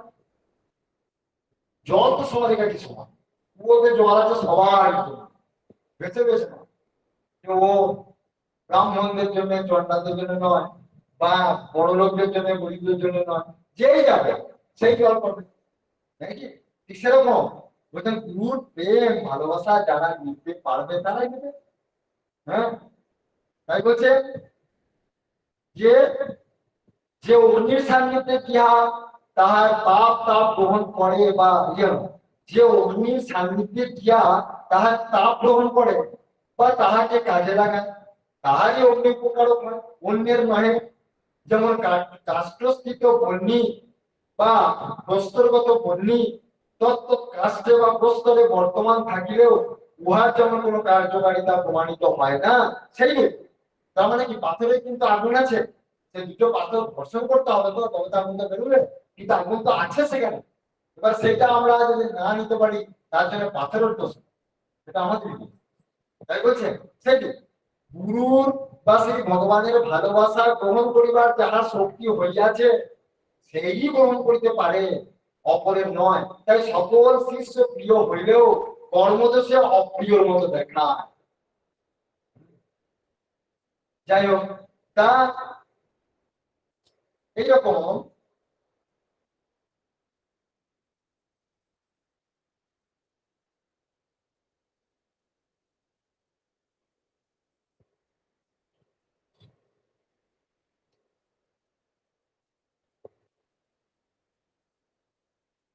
হ্যাঁ আরেকটা দেখুন, এই একটা প্রশ্ন বলছেন যে আপনি কি আবার জন্মাইতে চান? প্রশ্নটা বলছেন আপনি কি আবার জন্মাইতে চান? ঠাকুর দিচ্ছেন, কত বড় জোর পাবেন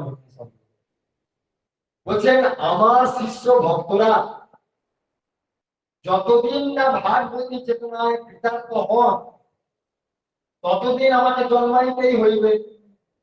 সদ্গুরু রূপে আমাকে একবার কেন 7 বার জন্মাইতে হবে। এই প্রাণ প্রিয় ভক্ত শিষ্য দিগকে ত্যাগ করিয়া আমি কি চিরপুত হইতে পারি না থাকিতে পারিব? শিষ্যরা আমার প্রাণ, তাই আমি চিরগুরু রূপে সকলের মাঝে থাকিয়া যাইব। দেখতে পাচ্ছেন আহা কি সাংঘাতিক। দেখুন এই সকল বাণীগুলি আমাদের জন্য তিনি লিখেছেন, তাহলে দেখুন ভাগবত আমাদের জন্য শ্রেষ্ঠ কিনা, এই জন্য দেখুন এই জন্যই আমাদের গ্রন্থ ভাগবত। হ্যাঁ, গ্রন্থ ভাগবত মানে ভগবানের বাণী। হ্যাঁ, ভগবানের বাণী। হ্যাঁ, তাই আমাদের ভগবান কৃষ্ণের যেমন বাণী হচ্ছে গীতা ভাগবত, আমাদের গুরুদেবের বাণী হচ্ছে তার লেখা বই। এই জন্য বারবার আমরা বলি প্রত্যেক ভক্তদেরকে যে তার বইগুলি কেন পড়তে হবে। বইগুলো তো তিনি আমাদের জন্য লিখেছেন, ব্যাপারটা বুঝুন। বইগুলো তো তিনি আমাদের জন্য লিখেছেন। আজকে 18টা পুরাণ আছে, উপপুরাণ আছে, 108টা উপনিষদ আছে, কত কি আছে। তারপরে তার সমস্ত পুরাণের সার হচ্ছে ভাগবত, সেখানে 18,000 শ্লোক আছে। তার মধ্যে থেকেও বেছে বেছে আমাদের জন্য যেগুলি আমাদের জন্য দরকার কিছু মাত্র আমাদের লিখে দিয়েছেন। আমাদের তার এই 144টি বইয়ে বারবার দেখবেন একই কথা কিন্তু বই আছে, বারবার কিভাবে আমাদের ভগবানকে পেতে হয়, কিভাবে আমাদের ভগবানকে লাভ করতে হয়, এই কথাগুলি দেওয়া আছে। সেগুলো লিখতে হবে তো। আর একটা কথা বলি, এই যে বইগুলি, এই যে এক একটা লেখা এক একটা মহামন্ত্র স্বরূপ। যেমন গীতা ভগবানের বাণী, এক একটা মহামন্ত্র স্বরূপ। ভাগবতের এক একটা বাণী মহামন্ত্র স্বরূপ। গুরুদেবের প্রত্যেকটা বাণী এক একটা মহামন্ত্র স্বরূপ। ঠিক আছে, তাহলে যখন আপনি দিবে এইবারে একটা কথা দেখবেন, অনেকে বলে যে বইগুলো ঠিকঠাক বুঝতে পারি না এরকম। আরে বুঝে যাওয়ার দরকার নাই, পড়ে যান, পড়ে গেলেই হবে। আপনি তো মহামন্ত্র পাঠ করছেন, ব্যাপারটা বুঝুন। আপনি মহামন্ত্র পাঠ করছেন, আপনাকে বুঝে পড়ার দরকার নেই, পড়ে যান। অন্তত পক্ষে যারা অ কথাটা কোনো রকমে শিখেছেন তারাও পড়ে যান। ওই বাড়িগুলির মধ্যে যদি অটাও পড়তে পারেন জীবন ধন্য হবে। এটা আমার কথা নয়, এটা শাস্ত্রের কথা। এটা হ্যাঁ, বলছেন মূর্খ বদতি বিষ্ণায় ভিক্ষ বদতি বিষ্ণবে উভয় তো সমমূল্য ভাব গ্রাহী জনার্দন। বলে যদি ভাবটি ঠিক থাকে, যদি ভাব ঠিক থাকে, তাহলে একজন ভিক্ষু, একজন পণ্ডিত ব্যক্তি, একজন জ্ঞানী ব্যক্তি ভগবান বিষ্ণু নারায়ণের পুজো করছে বিষ্ণবে নব। বুঝলেন তো, বিষ্ণুকে পুজো করতে হয় বিষ্ণবে নব। এটি হচ্ছে শাস্ত্রগত ভাবে, ব্যাকরণগত ভাবে ভগবানের পূজার নিয়ম। এখন যারা অশিক্ষিত, যারা পড়াশোনা জানে না, কিছু জানে না, তারা এখন শুনে নিচ্ছে কি, ওই পুরোহিতের কাছে শুনেছে যখন গোবিন্দকে পুজো করতে কি বলা হয়, গোবিন্দায় নম, কৃষ্ণায় নম, রাধারমণায় নম, বাসুদেবায় নম, এরকম শুনে নিয়েছে তো। এবার সে এখন ওই বিষ্ণুকে যখন পুজো করছে তখন কি করছে, কৃষ্ণায় নম বলছে। কিন্তু এটি শাস্ত্রগত ভাবে এটি ভুল, ব্যাকরণগত ভাবে এটি ভুল। কিন্তু শুদ্ধ ভক্ত যদি ভাবের সহিত যদি পূজা করে বলে তাহলে সেটাও ঠিক। এইখানে বৈষ্ণব ধর্ম প্রাধান্য, এখানে বৈষ্ণব ধর্মের এতটাই গুরুত্ব। বৈষ্ণব ধর্মে কোনো ভুল নাই, সবটাই ঠিক, শুধু ভাবটা ঠিক চাই। ভগবান শুধু ভাব দেখেন, ভাব রাগী জনার্দনম। সেই জন্য পড়াতে ভুল হোক, পাঠ করতে পারুক না পারুক, যা ঠিকঠাক করে যান, সেটা কিন্তু অন্য গ্রন্থের ক্ষেত্রে না, গুরুদেবের লেখা গ্রন্থের কথা বলছি। হ্যাঁ, সেই জন্য সকলকে লেখা আপনারা পড়ানোর জন্য বলুন। হ্যাঁ বলুন। দেখুন গুরুদেব নিজেই লিখেছেন প্রচারের কথা। প্রচারের কথা কেন, কেন প্রচার? না, একটি বিশেষ কথা হচ্ছে যে আমরা সকলেই, এই আমরা যতজনা রয়েছি আজ আমাদের ভার্চুয়াল সঙ্গতি বলুন আর আমাদের আশ্রমে বলুন, এই যতগুলো ভক্ত আমরা অবস্থান, আমরা এই ভাগবতী কথা শ্রবণ করছি, গুরু কথা শ্রবণ করছি, তাদের সকলের উদ্দেশ্যেই বলা যে আমরা সকলেই তো গুরু গোবিন্দের চরণ পেয়েছি। এটা তো আমাদের সকলের একটা গর্ব যে আমাদের ভগবান আমাদেরকে নিজ গুণে দয়া করে তিনি তার চরণে আমাদেরকে আশ্রয় দিয়েছেন। হ্যাঁ, তাহলে আমাদের কি কর্তব্য নয় যে আরো 10 জনকে সেই শান্তির পথ দেখানো? সেই জন্য সকলে আত্মীয় স্বজন পাড়া প্রতিবেশী যে কোনো ব্যক্তিকে শুভ পথে পরিচালিত করবার জন্য আপনি চেষ্টা করুন, গুরুর ভাব ধরার জন্য চেষ্টা করে যান। গুরুর আদেশ তো, আপনি করে যান। আপনার কথা কেউ বুঝুক না বুঝুক, সঙ্গ সংবিধানটা পড়লে বুঝতে পারবেন সেখানে কি বলেছে, যে প্রত্যেকটি গ্রামে গ্রামে শহরে শহরে আমাদের যেতে হবে। হ্যাঁ, বললেন যদি দু একজন মিলেও যদি না হয় তা একাই যাও, যদি তোর ডাক শুনে তোর না আসে তবে একলা চলো না, কে না তার জন্য গুরু ভগবান তাকে সহায়তা। সেই জন্য প্রত্যেকটি জায়গায় যেখানে যেখানে আত্মীয় সাথে যা পাবেন, একটু আপনি যখন নিজে ভালো জায়গা পেয়েছেন সকলকে বলার চেষ্টা করুন রাধেশ্যাম নাম। গুরুদেব তো বলছেন যে সকল ভারতবর্ষের সমস্ত জগৎবাসীর উদ্দেশ্যে বলেছেন 1 মিনিট কাল রাধেশ্যাম নাম জপ। ওই রাধেশ্যাম নামের উপদেশ দিলে আপনার বড় কাজ হবে না। কাউকে যদি 1 মিনিট কাল ওই 10 বার যদি নাম করতে পারেন তাহলে আপনি বিশাল বাহাদুর, আপনি গুরুদেবের কাছে প্রিয় হয়ে গেলেন। হ্যাঁ, চিন্তা করুন 1 মিনিট কাল, তবে 10 বার না বলে 1 মিনিট কালটা বললে আরো ভালো হয়। মানুষ 10 বার বললেও অনেক কলিযুক্ত, মানে অলস পড়ায়, আমরা অলস পড়ায় 10 বার নাম জপ করতে হবে। বাহ, যদি বলা হয় আরে 1 মিনিট কাল, এই আমরা ঘরোয়া আলোচনা করছি, আমাদের যখন দীক্ষা হয় আমরা সবাইকে বলি আর কি, আমরা বলি দেখুন বেশি সময় তো লাগবে না। হ্যাঁ, আমাদের জব করতে কতক্ষণ লাগবে, বেশিক্ষণ তো লাগবে না। 110 বার জব করতে কতক্ষণ লাগবে, 110 বার তো যখনই শোনে 110 বার করতে হবে।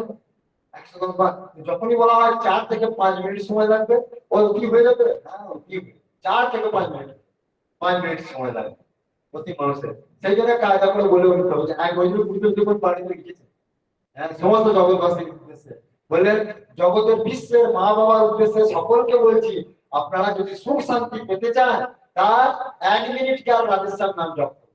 আর 1 মিনিটে দেখবেন 10 বার হয়ে যাচ্ছে। 1 মিনিট কাল করলে 10 বার হয়ে যাচ্ছে, 10 বার নাম জপ করলেই 1 মিনিট। যাই হোক, আমাদের সকলে আমরা যখন গুরু চরণ পেয়েছি, সকলে রাধেশ্যাম নামের মাধ্যমে তারা গুরু চরণ পান, তারা শিষ্য না ভক্ত হোক, পেয়ে যান, সকলের উপকার হোক, সকলেরই উপকার। হ্যাঁ, এই জন্যই তো, হ্যাঁ এই জন্যই তো আমাদের পৃথিবীতে আসা, শুধু স্বার্থান্বেষী জীবন আমাদের নয়, কষ্ট করেও আমাদের জগতের সকলের সঙ্গে আমাদের, হ্যাঁ কি বলছে, দুঃখের ভাগ নিতে হবে আমাদের। লিখেছেন না আমাদের, হ্যাঁ দুঃখের সু করুণা, হ্যাঁ সুখের সু মৈত্রী, লিখেছে না। হ্যাঁ, দুঃখের প্রতি করুণা। যাই হোক, এইভাবে আমাদের ভাবধারাকে এগিয়ে নিয়ে যেতে হবে, তাহলে কিন্তু খুশি হবে।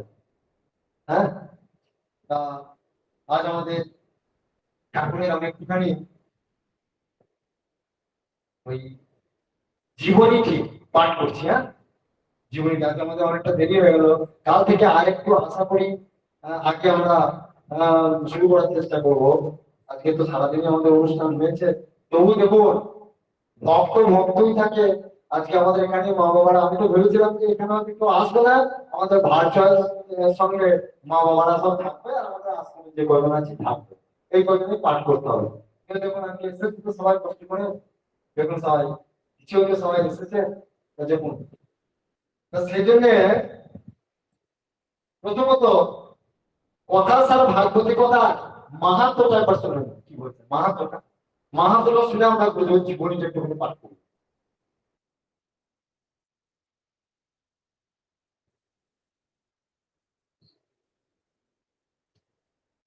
বলছে মুখবন্ধ পরমহংস ঠাকুর স্ত্রী সমুদ্রে, কৃষ্ণ কোথায়? দেখুন মানে এগুলো শুনবেন মানে এক একটা মহামন্ত্র শুনছে, গুরুদেবের নিজস্ব লেখা। বলছেন কৃষ্ণ কোথায়? না কৃষ্ণ কোথায়। গুরু কোথায়? না গুরু কোথায়। যেখানে কৃষ্ণ কথা হয় সেখানে কৃষ্ণ অবস্থান করে, যেখানে গুরু কথা হয় সেখানে গুরুদেব অবস্থান করে। মদ ভক্তা যত্র গায়ন্তি তত্র তিষ্ঠামি নারদ। ভগবান নারায়ণ নারদজিকে বলছেন, হে নারদ, আমার ভক্তরা যেখানে আমার গুণগান করে আমি সেখানেই অবস্থান করি। মদ ভক্ত যত্র গায়ন্তি তত্র তত্র তিষ্ঠামি নারদ। বলে আমি যোগীদের হৃদয়েও থাকি না, আমি বৈকুণ্ঠেও থাকি না, আর কোন তীর্থেও থাকি না। কোথায় থাকি? আমার ভক্তরা যেখানে গুণগান করে আমি সেখানেই উপস্থিত। ভাগবতী কথা বা কৃষ্ণ কথা অমৃত সমান। খুব ভালোভাবে শ্রবণ করুন। এই অমৃতময় কথা যাহাদের বিষয় লালসা নাই, চিন্তা করুন এই অমৃত কথা কাদের ভালো লাগবে? বললেন যাদের বিষয় লালসা নাই তারাই পান করতে পারে। দেখুন মানে আপনাদের ভালো লাগে, যেহেতু আপনারা কষ্ট করে এসেছেন ভাগবত কথা শ্রবণ করবার জন্য, যখন কষ্ট করে শুনছেন তো তার মানে আপনারা কি জিনিস পান করেছেন। হ্যাঁ মানে বলে বোঝানো যাবে না, এখানে বিদ্যুৎ বুঝিয়ে দিচ্ছেন সেই কথাটা। দেখুন এই অমৃতময় কথা যাহাদের বিষয় লালসা নাই তাহারাই পান করিতে পারেন। নিরাসক্ত ভক্ত ভাগবত রসের আস্বাদক। বিষয় অভিলাষ থাকিতে ভাগবত কথামৃত ঠিক ঠিক আস্বাদ্য হয় না। দেখবেন এখানে কি হয়, যখনই দেখবেন ভাগবত কথা শুরু হয়ে যায়, যখন বুঝতে না পারা যায় পাত্তারি গুটিয়ে নিয়ে পারি, আর কি বকছে এসব কিছু বোঝা যাচ্ছে না। চলো ভাই চলো পানি চলো। এই জন্য বলছে ভাগবত কথা বোঝা যাক বা না যাক বসে থাকবো পারি। মহামন্ত্র শ্রবণের আমলই বলি। তাই বলছে শ্রী ভাগবতী কথার কত মহিমা। ব্রজদেবীগণ শ্রী ভগবানকে বলিলেন, তব কথা অমৃতম তপ্ত জীবনম কবিদিতম কলমসাপহম শ্রবণ মঙ্গলম শ্রীমদাততম ভুরি বিনন্তি যে বৃন্দ বৃন্দারণা। ভাগবত, হে ভগবান, তোমার কথামৃত ত্রিতাপ্তব্ধ নরনারীর জীবন সদৃশ। অর্থাৎ তোমার কথা শ্রবণ করিলে ত্রিতাপ জ্বালা নিবারিত হয় এবং তোমার কথা সমস্ত পাপ নাশক। সংসারে এমন পাপ নাই যাহা ভাগবতী কথা শ্রবণে বিনষ্ট হয় না। এখানে কি কথা বলি, আপনি যত কিছু পূর্ণ আচরণ করছেন সমস্ত পূর্ণ আচরণ করলে পাপটা কিন্তু পাপের মূলটা ধ্বংস হয় না। পাপ ধ্বংস হয় কিন্তু পাপের মূল ধ্বংস হয় না। কিরকম বলুন তো, সেটা আপনার কিরকম মনে হচ্ছে না? কিরকম না, আপনি গঙ্গা স্নান করছেন, গঙ্গা স্নান করে আপনার পাপটা তৎক্ষণাৎ চলে যাচ্ছে, কিন্তু যেহেতু জন্ম জন্মান্তরে সংস্কার বশত আপনার পাপ কিছুটা ভিতরে ঢুকে আছে, আপনি গঙ্গা স্নান করছেন পাপ চলে গেল, কিন্তু পরের দিন থেকে আপনি আবার পাপ কাজ শুরু করবেন। তখন কি গঙ্গা স্নানের জন্য ওটা কাজ হয়ে গেল? কাজ হলো না। আবার আপনি সেই পাপ কাজ করছেন, মানে আবার আপনাকে পাপে লিপ্ত হলো। একটা কুকুরকে আপনি যখন স্নান করাবেন কি হয়? স্নান করানোর পর ছেড়ে দেন, স্নান করার সময় বেশ আরাম পাবে, কিন্তু যেই আবার ছেড়ে দিলে দেখবে ধুলোতে পড়াবে। তাহলে তার হলো কি, সেরকম পূর্ণ যত কিছু পূর্ণ আছে আমাদের, সমস্ত পূর্ণ অর্জন করলে পাপটা তৎক্ষণাৎ কিছুটা ধ্বংস হয় বটে, কিন্তু পাপের বীজ জন্ম জন্মান্তর সংস্কার থাকায় আমাদের মধ্যে আবার আমরা পাপ কার্যে রত হই। কিন্তু এই ভাগবত কথা যদি আমাদের বারবার শ্রবণ করা হয়, পাপের বীজ হয়ে ধ্বংস হয়। সেই কথা বলছি। আর ভাগবতের কথা শ্রবণ মাত্রেই মঙ্গলপ্রদ। এই কথা তো দুরাদৃষ্টবশত শ্রবণ হইতেই চায় না। দুরাদৃষ্টবশত মানে অদৃষ্টে থাকা চায় এই কথা শুনবার জন্য, গুরুদেব দিচ্ছে কথা অদৃষ্ট থাকা চায়। এই ভাগবত কথা এই যে আজকে আপনারা শ্রবণ করছেন, এর জন্য বহু বহু জন্মের ভাগ্য ভাগ্য ভালো আছে। তার কারণ হচ্ছে বিশেষ করে গুরুদেবের তিথিতে, গুরু ধামে গুরুদেবের বাণী শ্রবণ করা এই একটা বিশাল যোগ না? আজকের যোগটা তো বিশাল যোগ। এই যোগে ভাগবতী কথা শ্রবণের যে কি মাহাত্ম সে বলে বোঝানো যাবে না। যদি ভাগ্যবশত শ্রবণ হয়, যেমন কি বলছেন বলছেন এই কথা তো দুরাদৃষ্টবশত শ্রবণ হইতেই চায় না, যদি ভাগ্যবশত শ্রবণ হয় তৎক্ষণাৎ মঙ্গল বিধান করে। ভাগ্যবশত যদি শ্রবণ হয় তো মঙ্গল বিধান করে, হ্যাঁ, বিলম্বে নয়, তাড়াতাড়ি। মানে সমস্ত পাপ দূর হয়ে গেল। কারণ অন্যান্য পুণ্য কর্মের ফল বিলম্বে হয় না। পরবর্তী ক্ষেত্রে বলে দিচ্ছি, অন্যান্য পুণ্য কর্মের ফল বিলম্বে হয়, কিন্তু ভাগবতী কথার ফল শ্রবণের সঙ্গে সঙ্গে হয়। হ্যাঁ, আর এই কথা শ্রবণে মানুষ লক্ষ্মীমন্ত হয়। অর্থাৎ যাহারা প্রভুর কথা শুনিয়া আকৃষ্ট হয়, প্রভুকে ভজনা করেন, লক্ষ্মীপতি নারায়ণকে সেবা করেন, তাহাতে লক্ষ্মী দেবী প্রসন্ন হইয়া সেই ভক্তকে দয়া করিয়া বিপুল সম্পদের অধিকারী করিয়া দেন। অর্থাৎ ভক্তের দারিদ্রতা বলিয়া আর কিছু থাকে না। তাই যাহারা প্রভুর কথামৃত গ্রহণ করেন তারাই ভূরিদাজন প্রচুর দাতা। ভাগবতী কথা দানের তুল্য আর দান নাই। হ্যাঁ, কারণ ভাগবতী কথা শ্রবণে মানুষের কি না হয়। ভাগবতী কথা বা কৃষ্ণ কথা শ্রবণে যেমন ত্রিতাপ জ্বালাভিত হয়, তেমনি সমস্ত পাপেরও ক্ষয় হয়, সংসারের মঙ্গল হয়, মানব জীবনে সুখ শান্তি নামিয়া আসে। তাই কৃষ্ণ কথা তুল্য মানব জীবনকে সুন্দর সুমণ্ডিত করিতে অন্য কিছুই নাই। ভাগবত বলিলেন, যাহারা সংসার সাগর অতিক্রম করিতে চান তাহারা কৃষ্ণ কথার মনোনিবেশ করেন। সংসার সিন্ধুমতি দুস্তর মুক্তি তীর্ষ নান্য প্লব ভাগবত পুরুষোত্তমস্য লীলা কথা রস্য নিশ্য মন মন্তরেণ পুংসবো ভবে বিবিধ দুঃখদবাদীর দস্য। ভাগবত সংসার জ্বালায় জর্জরিত মানুষের শ্রী ভগবানের লীলা কথা শ্রবণ ব্যতীত ভবসাগর পাড়ি দেবার আর অন্য কোনো উপায় নাই। বলি হয়তো জীব আর কি করিতে পারে? তাহাদের যোগ যাগ তপস্যা ধ্যান পূজা কোনো কিছুতে সামর্থ্য নেই। বলছেন কলিকালের জীব আর কি করবে? যোগ যাগ করার ধ্যান এসব করালেও সামর্থ্য নাই। ভাগবত কথা শুনলেই সে মুক্তি পেবে। চিন্তা করুন দেখুন কত সুন্দর। হ্যাঁ, সেই জন্যই তো সুখদেব গোস্বামী আজকে পরীক্ষিত মহারাজকে 7 দিন এত অল্প সময়ে, সুখদেব গোস্বামী পরীক্ষিত মহারাজ 7 দিনের মধ্যে মৃত্যু অবশ্যম্ভাবী, তিনি খুঁজে পাচ্ছেন না। সমস্ত ঋষিদের কাছে তিনি শরণাগত হয়েছেন, বলেন আমাকে উপদেশ দিন, এই সময় আমি কি করব, আমার 7 দিনের মধ্যে মৃত্যু হবে। তখন কেউ বলছে তুমি যজ্ঞ করো, কেউ বলছে ধ্যান করো, কেউ বলছে দান করো, কেউ বলছে যে তুমি অশেষ পুণ্য তুমি ভগবানকে চিন্তা করো। এইসব করার জন্য তো সময় চাই, আমার আর কম সময়, তার মন ভরছে না, খুঁজে পাচ্ছেন না দয়া। সেই জন্য বিপদের সময় কে একমাত্র আমাদের সহায় হয়? গুরু।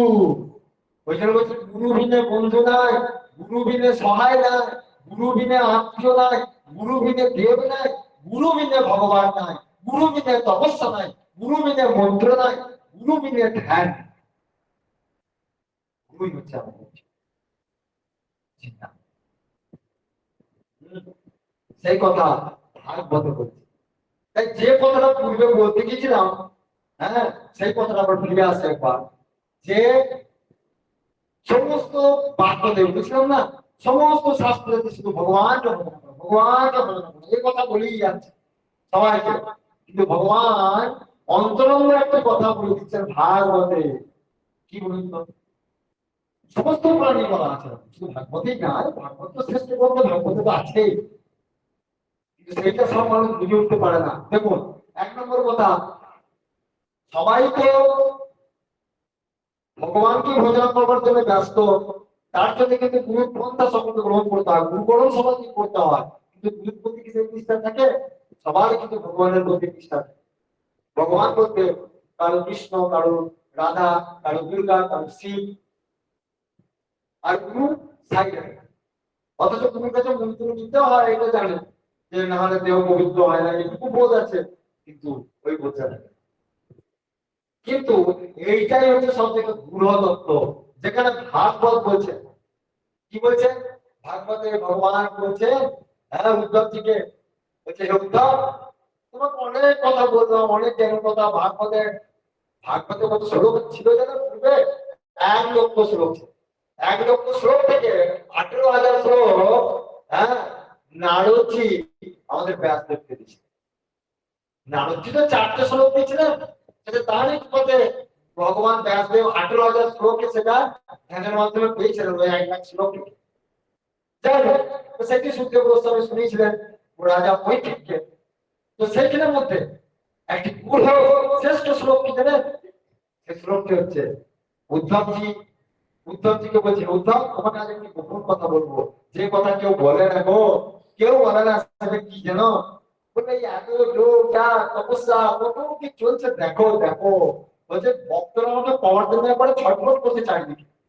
বলে, কত কাণ্ড করছে, তবে আমাকে পাচ্ছে, সবাই পাচ্ছে, দেখো দেখো। তোমার তো একটা অতি গোপনীয়, কিন্তু আমার প্রিয় তো।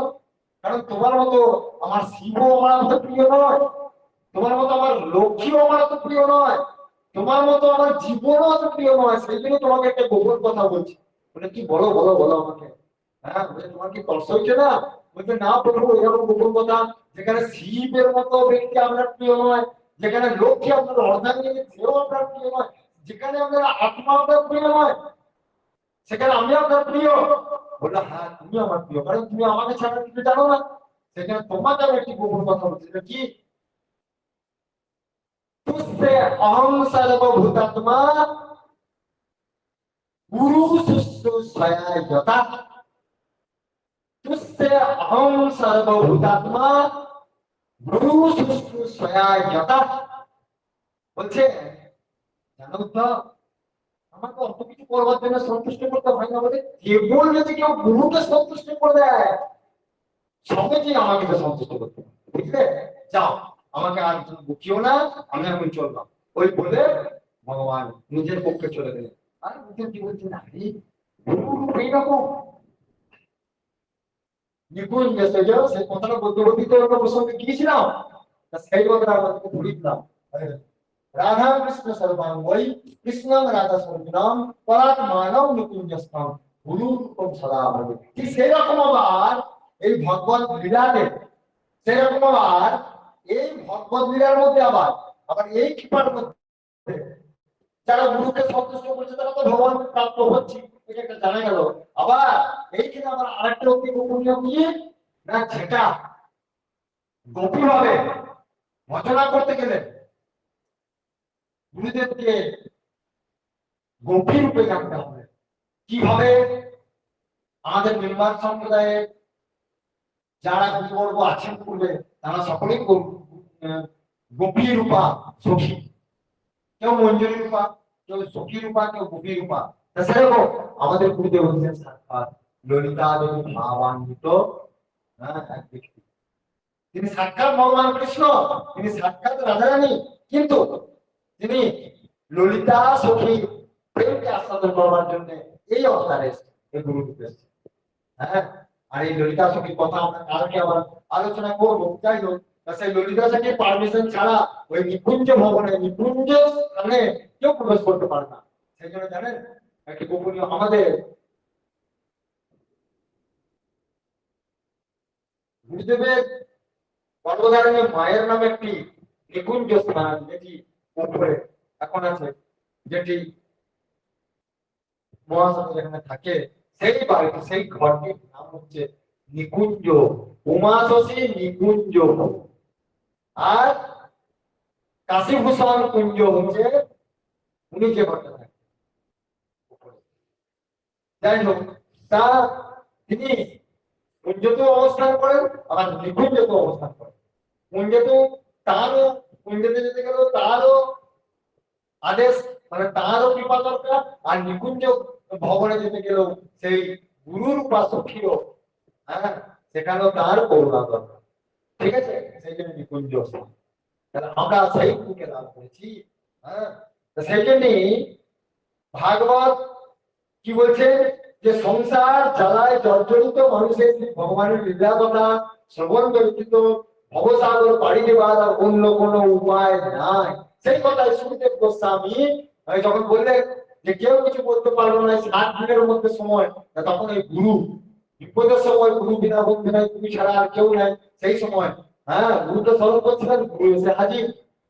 হ্যাঁ, ভাগবত গ্রন্থ তাকে 7 দিনের মধ্যে শুনিয়ে হ্যাঁ পরম ধাম প্রাপ্ত করে দেবেন। গুরু এমনই করে। তাই বলি হয়তো জীব আর কি করতে পারে, তাদের যোগ যাগ তপস্যা ধ্যান পূজা কোনো কিছুতে সামর্থ্য নাই। তাই মহামণি বেদব্যাস কলিযুগে সংসারী নরনারীকে উদ্ধার করিবার জন্য শ্রী ভগবানের লীলা কথা মূলক ভাগবত গ্রন্থ রচনা করিয়াছে। ভাগবত রসামৃতে যাহারা তৃপ্ত, তাহাদের আর অন্য রসে পরিতৃপ্ত নাই। ব্যাসদেব সমস্ত বেদান্তের সার সংগ্রহ করিয়া ভাগবত রচনা করিয়াছেন। সমস্ত বেদ ইতিহাসের সার হইল ভাগবতী কথা বা কৃষ্ণ কথা। সর্ব বেদেতি হাসানং সারং সারং সমুদ্ধত্যম। ভাগবতী কথা বা কৃষ্ণ কথা আস্বাদন করিতে হইতে চাই ভক্তি, উহাতে বিদ্যা বুদ্ধি পাণ্ডিত্যের কোন প্রয়োজন। দেখলেন, এখানে বলে দিয়েছে শুদ্ধ ভক্তি চাই। কেবল ভক্তি থাকিলে উহা যথেষ্ট। কলিযুগে জ্ঞান বৈরাগ্যের কোন সামর্থ্য নাই বা শক্তিও নাই।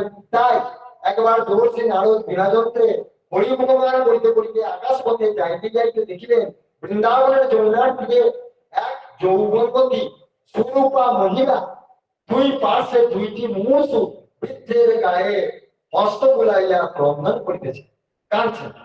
2টি বৃদ্ধ ব্যক্তিকে নিয়ে বসে কাঁদছেন। কে? ভক্তি দেব। কোথায়? যমুনার তীরে। কোথায়? শান্তি বৃন্দাবন। দেবর্ষি দয়া পরবশ হইয়া সেখানে আসিয়া ওই মহিলাটিকে জিজ্ঞাসা করিলেন, মা তুমি কে গো?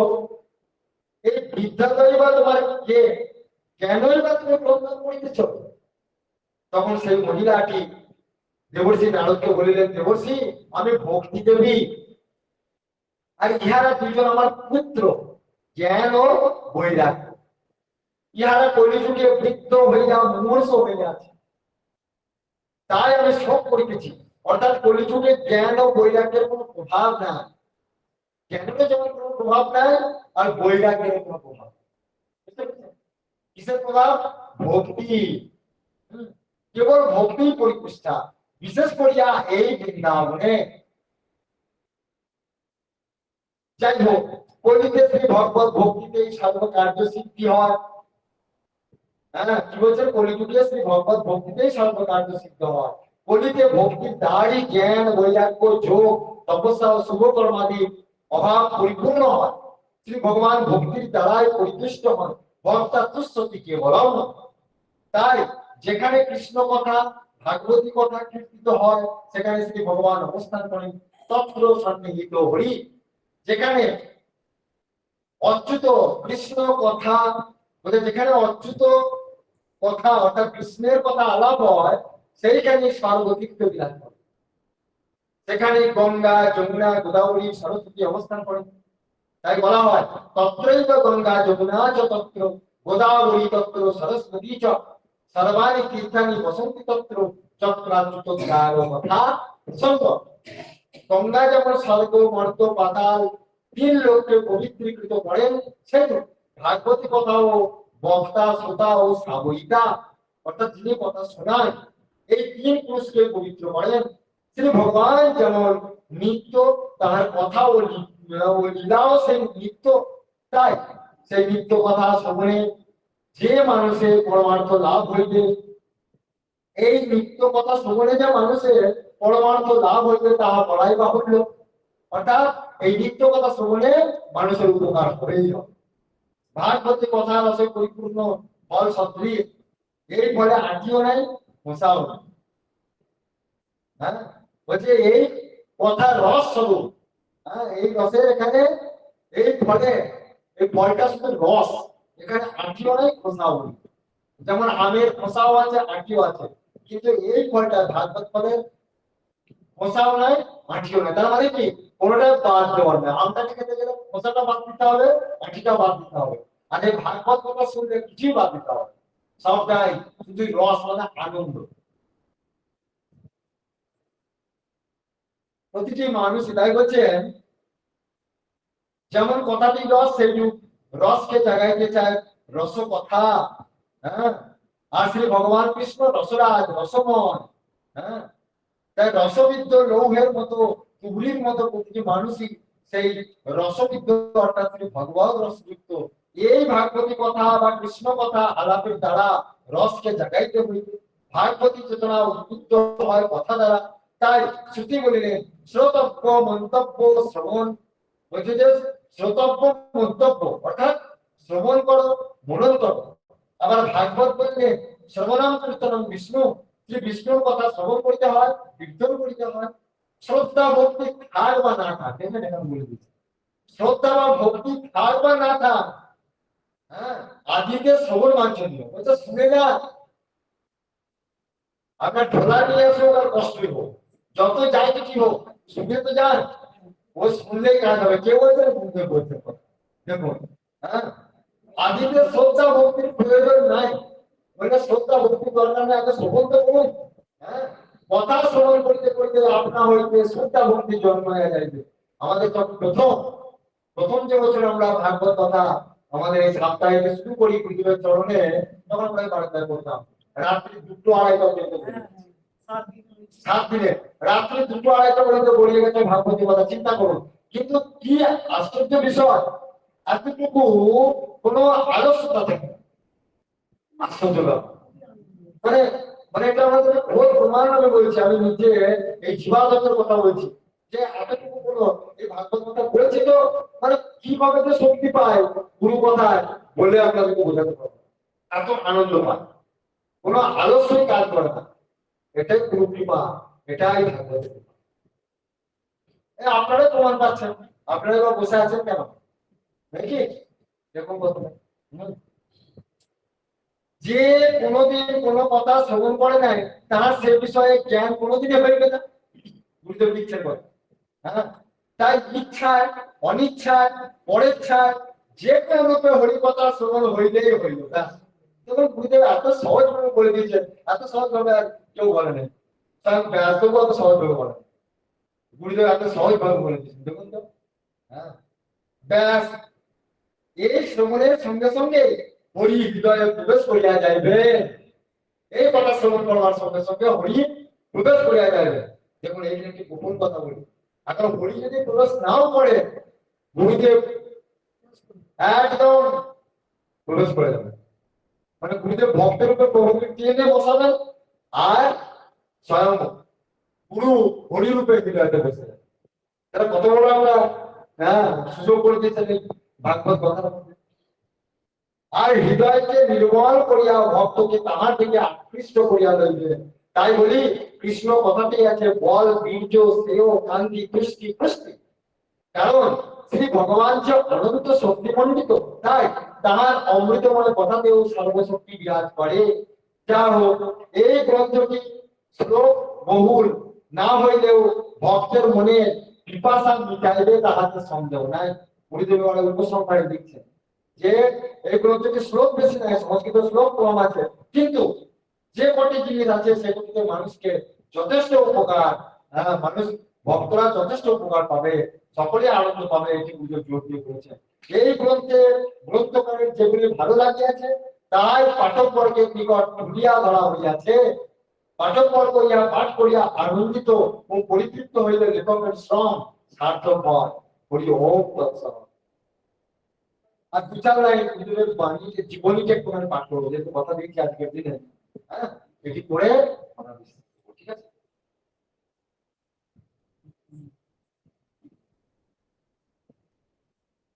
এই জীবনটি যাহার এই অভিমত তাহা বুঝে নিন এক কথা। প্রথমে শুরু হচ্ছে ওই শ্রী গুণাবে নমঃ, ওই শ্রী গুণাবে নমঃ, ওই শ্রী গুণাবে নমঃ। সদ্গুরু শ্রী শ্রী ঠাকুর হেমন্তদেব বইটি লিখে আছে আমার কৃতি ছাত্র ও মন্ত্র শিষ্য শ্রীমদ গোপাল চন্দ্র কর মহাপাত্র কাব্য ব্যাকরণ বেদান্ত তীর্থ। তিনি অধুনা হালিশহর নিগমানন্দ সরস্বত মঠ ঋষি বিদ্যালয়ের দ্বিতীয় অধ্যাপক। ইতিপূর্বে নবদ্বীপ হইতে সংক্ষিপ্ত জীবনীয় বাণী নামে একটি বই বাহির হইয়াছে। অধুনা এই গ্রন্থটিও বাহির হইতে চলিল। এই বইখানির বর্ণনা ও তথ্য যথাযথ সত্য, অতিরঞ্জিত ইহাতে কোনো কিছুই নাই। এই বইটি শ্রী হেমন্ত দেবের জীবনালেখ্য বা জীবনী বলিলেই চলে। আচ্ছা, এই প্রসঙ্গে আমি একটা কথা বলি। গুরুদেব আমাদের সকলের কাছেই বলতেন কি কথা, যে আমার জীবনী দেবতাদের বোঝাও সাধ্য। ডাইরেক্ট বলছেন ও আমার জীবনী আর কেউ বলতে বলে, আমার যতদিন মানে ছোট থেকে আমার জীবনে কি কেউ জানে? কেউ জানে না। কিন্তু এই গোপাল মাঝে মাঝে আমাকে বলতো, সেই জন্য আপনি এখানে হ্যাঁ ওই সামান্য কিছু জিনিস এখানে ওই আমার মুখ থেকে শ্রবণ করতো, সেগুলি সে দিত আর ওইটুকু বলেছি। তবে আমি তাকে বলেছি অলৌকিক কোনো কিছু জিনিস ওখানে যেন না না দেওয়া হয়। তার কারণ হচ্ছে মানুষ নিতে পারবে না, মানুষ ভাববে এখানে অতিরঞ্জিত করা হচ্ছে। তাই বাবা ওইসব প্রসঙ্গ বাদ দিয়ে যেটাতে মানুষের উপকার হবে সেই জিনিসই দাও। হ্যাঁ বলেন আমার আবার জীবনী তাই বলতেন, বলেন ও আমার জীবনী কাউকে জানতে হবে, আমার জীবনী কেউ জানতে পারবে না। যাই হোক, ওই কিছুটা মাত্র তার আভাস পাওয়া গেছে যেটুকু, হ্যাঁ সেইটুকুই আমাদের লাভ আর কি, এইটুকুই আমাদের লাভ। হ্যাঁ আর পরবর্তী আবার যদি কোনোদিন জানান জগৎবাসী জানতে পারবে, সেটা ওনারই দ্বারাই জানান, সেটাও জানতে পারবে। মানে উনি ভগবান কৃপা না করলে তো তাকে কেউ জানতে পারে না। সেই জন্য এখন আমরা এই বইটার মাধ্যমে কিছু জানতে পারবো তার। হ্যাঁ তুমি তো কিছু জীবনী পড়ে আমাদের জীবনকে ধন্য করতে পারবো। সেখানে বলছেন এখানে কিছু অতিরঞ্জিত কিছু নাই, অলৌকিক অংশকে বাদ দিয়ে দেওয়া হয়েছে। শ্রীমান গোপালচন্দ্র আমার মুখ হইতে বহুদিন যাবৎ ওইসব বিষয় শ্রবণ করিয়া আসিতেছিল। পূর্বে উক্ত গ্রন্থের বর্ণিত বিষয়গুলি অখিল ভারত ভাগবত সংঘের মুখপত্র বঙ্গীয় ভাগবত সমাজ পত্রিকায় ধারাবাহিক ভাবে প্রকাশ পাইয়াছে। আমাদের পত্রিকাতে এটা আগে বেরিয়েছে। সম্প্রতি তাহা পুস্তক আকারে রূপ গ্রহণ করিল, এটা এখন বই আকারে বেরিয়েছে, আমরা যেটা এখন পাঠ করছি। গ্রন্থাকার কেবলই আমায় বলে আপনার জীবনে কিছু কিছু কৃচ্ছতার পরিচয় পাওয়া যায়ও আপনার তপস্যা বা ভজনমান কিছু বলা হইল না। তখন আমি মনে করিলাম আমার সমগ্র জীবনটাই তো তপস্যা ও গোটা জীবনটাই তো ভজনা। মন দিয়ে সুন্দর কথাটা, হ্যাঁ এইটা একটা জায়গা যেন মিস না হয়। আজকের দিনে এটা আমাদের খুব শোনা দরকার। হ্যাঁ আজকের দিনে আমাদের যত ওনাকে স্মরণ করবো আমাদেরই লাভ। কারণ ওই যে বললাম যে বিরহ বিশেষ ভাবে তাকে ধরবার চেষ্টা। রাধারানীর কাছে যে কুঞ্জ সেবার তাৎপর্য হচ্ছে গোপীরা বা রাধারানী সবাই ভগবানকে কাছে পেয়েছে, তাকে এত সেবা করছে, কখনো মনে মনে তারা ভাবছে এই বোধহয় কৃষ্ণকে হারালাম, এই বোধহয় আমার স্বামীকে হারালাম। জানেন তো এই বৈষ্ণব সমাজের সর্বশ্রেষ্ঠ হচ্ছে বিরহ ভাব। এটাই যে অভাবটা ওদের যখন তার অভাবটা আমরা বুঝবো তখনই, হ্যাঁ তার অভাবটা যখন আমরা ফিল করবো, তার অভাবটা যখন অনুভব করবো তখনই বুঝতে পারবো ওই ব্যক্তি কি ছিলেন, তার ভাবনা কি ছিল। সেই জন্যই হ্যাঁ এই কুঞ্জ সেবার এটাই লক্ষ্য। কুঞ্জ সেবাতে প্রাণ মন ভরিয়ে সেবা করছে, কিন্তু সর্বদাই ভাবছে হ্যাঁ এই বোধহয় আমরা হারালাম, আমাদের পক্ষীকে হারালাম, এই বোধহয় বুঝে আমাদেরকে ছেড়ে চলে যাবে। তাই সেই জন্য যত তার কথা আমরা শ্রবণ করবো, যত তার কথা আলোচনা করবো, তত তাকে আমরা উপলব্ধি করতে পারবো। হ্যাঁ তো যাই হোক, বলছেন সেই জন্যই ঠাকুর বলছেন যে আমার কৃচ্ছতা আর কি, আমার তো সারা জীবনটাই ভজনময়। হ্যাঁ আমার তপস্যা বা ভজনময় কিছু বলা হইল না। তখন আমি মনে করিলাম আমার সমগ্র জীবনটাই তো তপস্যা, ও গোটা জীবনটাই তো ভজনাময়, ভজনময়। ইহা ব্যক্ত করিবার প্রবৃত্তি যে আমার কোনো কালে ছিল না, বলে আমার কোনো কালে বলা যাও আমার এ কোনো কালে আমি কাউকে বলি নাই, বা এটা আমার প্রবৃত্তিও ছিল না। ছদ্মবেশী সাধক থাকাই যে আমার জীবনের লক্ষ্য, অর্থাৎ আমি নিজেকে নিজে গোপনেই রাখতে চাই, এটাই আমার জীবনের লক্ষ্য বুঝে বলছে। আমি চিরকাল সাধারণই থাকিয়া যাইতে চাই। কি সাংঘাতিক কথা! বলে আমি চিরকাল সাধারণই থাকিতে চাই, ইহাতে মনে হয় শান্তি ও সুস্থতা। অতি সাধারণ কে থাকতে পারে? বলে যে সব থেকে উঁচুতে যেতে পারে সে সব থেকে নিচে নামে, ও সব থেকে উঁচুতে যে যেতে পারে সে সব থেকে দিন ভাগ হতে পারে। উপর উপর সবই চলতি, নিচে নিচে না করবে, নিচ নিচ যে চলতি সে সবসে উপর হবে। যে সব থেকে নিচে যেতে পারে, সব থেকে যে দৃঢ়তা প্রকাশ করতে পারে, সেই সব থেকে উঠতে যেতে পারে, এই কথা শাস্ত্রে বলা আছে। তাই গুরুদেব সেই কথাই বলছে যে এটা দিয়ে আমার শান্তি, বলে আমি নিজে সর্বদাই সাধারণে থাকতে চাই, আর ইহাকে শান্তি ও সুস্থতা, দীনতাই আমার জীবনের ধন ও পণ। তাই শ্রীমান গোপাল মধ্যে মধ্যে বলে সব মহাপুরুষের মধ্যে অলৌকিকতা থাকে, আপনার মধ্যে কোনো কিছু দেখি না। আমি যে অলৌকিকতার পক্ষপাতী নই, বুঝতে বলছেন, আমি যে অলৌকিকতার পক্ষপাতী নই, আজগুবি ভাব বা চরিত্র আমার কোনো কালে প্রিয় নয়, বা সমাজের কল্যাণপ্রদও নয়। কারণ সামাজিক মানুষ যে আদর্শ গ্রহণ করতে পারে যাহাতে সংসার জীবের মঙ্গল হয়, তাহাই তো ভালো। কে কবে আকাশ পথে গমন করিয়াছে, জুতা পায়ে নদী পার হইয়াছে ইত্যাদি জানিয়ে আমাদের লাভ কি? কিন্তু দেখুন আমাদের কাছে এইটাই সব থেকে শ্রেষ্ঠ হয়ে কোথায় বলেন তো? কেউ হয়তো একটা দেখবেন, কেউ কোনো একজন সাধক কোথাও হয়তো একটা ফল এনে দেখিয়ে দিল, দেখবেন তারই ভক্ত সব থেকে বেশি হয়, বেশি হয়। কেউ খালি পায়ে একটা ছাগলকে পার হয়ে চলে গেল, হ্যাঁ দেখিয়ে দিল, বাপ রে মহাপুরুষের কি ক্ষমতা গো! ওখানে দেখলাম সে আমার মনের কথাটা ধরে নিল। কোথাও হয়তো মহাপুরুষের কাছে গেছেন, সে আপনার কথা একটা বলে দিল। বিশাল ক্ষমতা, দেখো এরকম একটা মহাপুরুষ দেখলাম, তার বিশাল ক্ষমতা। দেখো ওখানে একটা সাধু শুনেছি, এই যেটা নদীটা পার হয়ে চলে গেল। গুরুদেব আমাদেরকে এগুলো গল্প করেছে। গুরুদেব বলছে যে একটা নদী পেরোতে গিয়ে, হ্যাঁ, তার গোটা জীবনের তপস্যা যদি বিকিয়ে দিতে হয়, গোটা জীবনে তপস্যা করলো, সে তপস্যা একটা শক্তি পেলো, সেই শক্তি কি করলো, গোটা মানুষকে মানজস করবার জন্য দেখালো কি, বললো দেখো আমি কেমন সাধু, দেখো কেমন মহাপুরুষ, দেখো জলের মধ্যে আমি চলে যাচ্ছি খালি পায়ে। হ্যাঁ গেল, তাই গেল, একবার গেল, 10 বার গেল, 10 বারের পর কিন্তু সেই সাধু তুষ্ট, ওইখানে শেষ তার জীবন। বললো কি না, তার ওই সাধনা মানে ভয় হয়ে গেছে। তো সেখানে গুরুদেব বলছে, বলে ওই সাধু থেকে কেউ বেশি বুদ্ধিমান জানো? ওই যে ওই নৌকা যারা চালাচ্ছে, যারা নৌকা চালাচ্ছে, বলে ওরাই বেশি বুদ্ধিমান। বলছে দেখো ওই নৌকাটা তোমার সাধু বাবা বলছে, সাধু বাবা তুমি এত কষ্ট করে ঘর বাড়ি ছেড়ে, এত কিছু সঙ্গে করে না খেয়ে না দিয়ে, হ্যাঁ তুমি খালি পায়ে এটা খেলে তোমার কি লাভ হলো? বলে আজ একটা দিব্য আমি একটা কাঠের নৌকা করে দিন রাত সারা জীবনটা ঘুরছি, আর শুধু ঘুরছি না, কি করেছি? বলে সকলকে পাড়াবার করছি। বলে তুমি তো নিজে যাচ্ছ করে, আর 10 জনকে পাড়াবার করো তো, তোমার মন্ত্র শক্তিতে আর 10 জন পাড়াবার করো, পারবে না।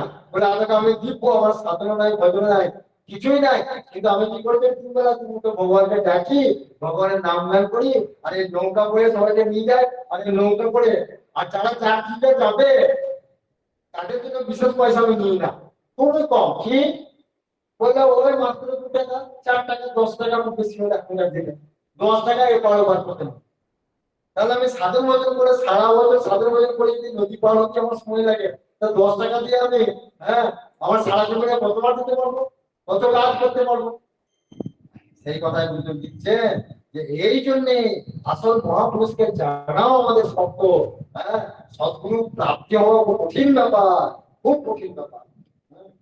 কারণ সামাজিক মানুষ যে আদর্শ গ্রহণ করতে পারে যাহাতে সংসারী জীবের মঙ্গল হয়, তাহাই তো ভালো।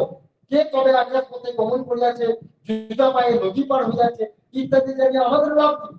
কে কোথায় কবে ভুজবস করিয়াছে তাহা জানিয়ে আমাদের কি ফল? আর সাধারণ ভাবে যেগুলি লোকোত্তর গুণসম্পন্ন হয় সেগুলি মধ্যে দীর্ঘদিনের অভ্যাস ও শিক্ষাই বড় কথা। অভ্যাস ও শিক্ষার ফলে মানুষ কালে অসাধারণ হইতে পারে। যেমন একটা দৃষ্টান্ত দিই, এক গৃহস্থের একটি গোবৎস লাভ হইলে গৃহস্থ প্রত্যহ গাভী দহনের পূর্বে বৎসটিকে নিকটে গঙ্গায় ডুবাইয়া আনে। প্রত্যহ এই করিতে করিতে বৎসটি যখন চলিতে শিখে তখন তাহাকে গঙ্গা স্নান করিয়া ছাড়িয়া, হ্যাঁ, বৎসটি ছুটিয়া আসিয়া গাভীর পালনে মুখ দেয়। এইভাবে কিছুদিন চলিয়া গেলে বৎসটিকে আর গাভী দহনের পূর্বে গঙ্গা স্নানে লইয়া যাইতে হয় না। সে নিজেই ছুটিয়া গিয়া গঙ্গা স্নান করিয়া আসিয়া গাভীর পালনে মুখ দেয়। তখন গৃহস্থ প্রচার করিয়া দেয় যে আমার একটা গোবৎস হইয়াছে, সে গঙ্গা স্নান না করিয়া মায়ের দুগ্ধ সেবন করে না।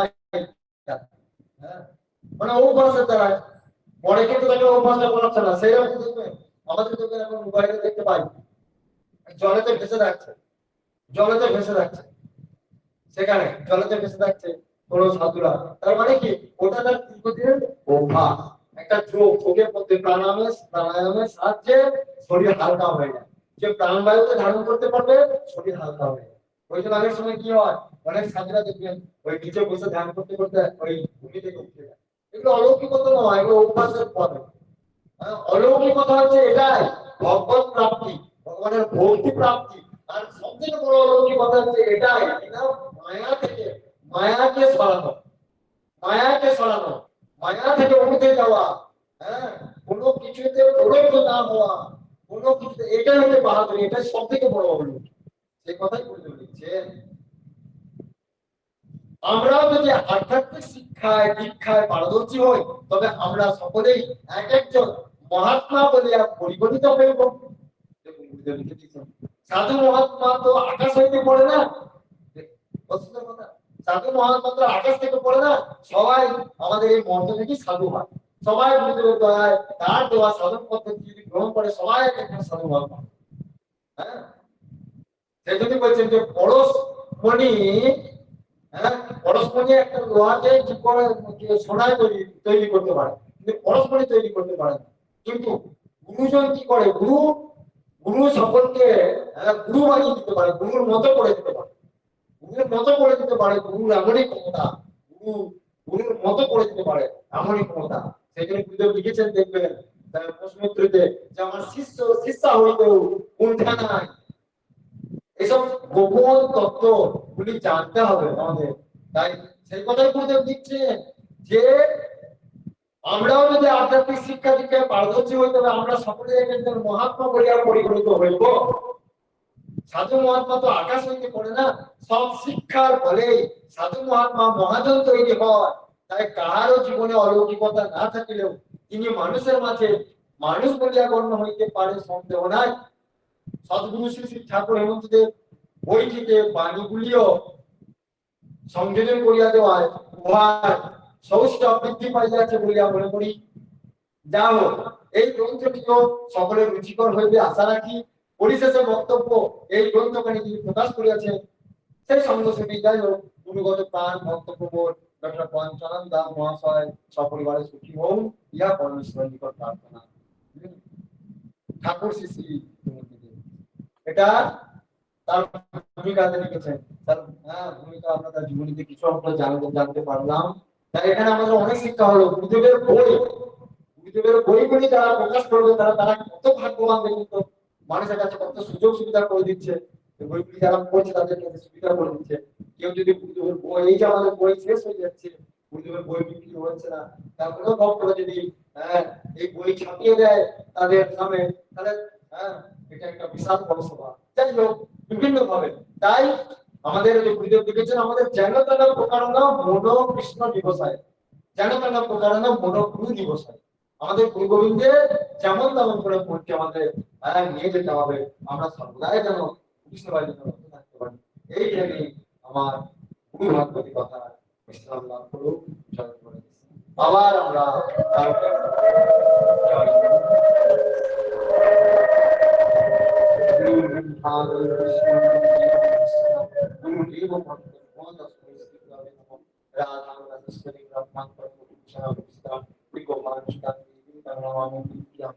কৃষ্ণ করুণা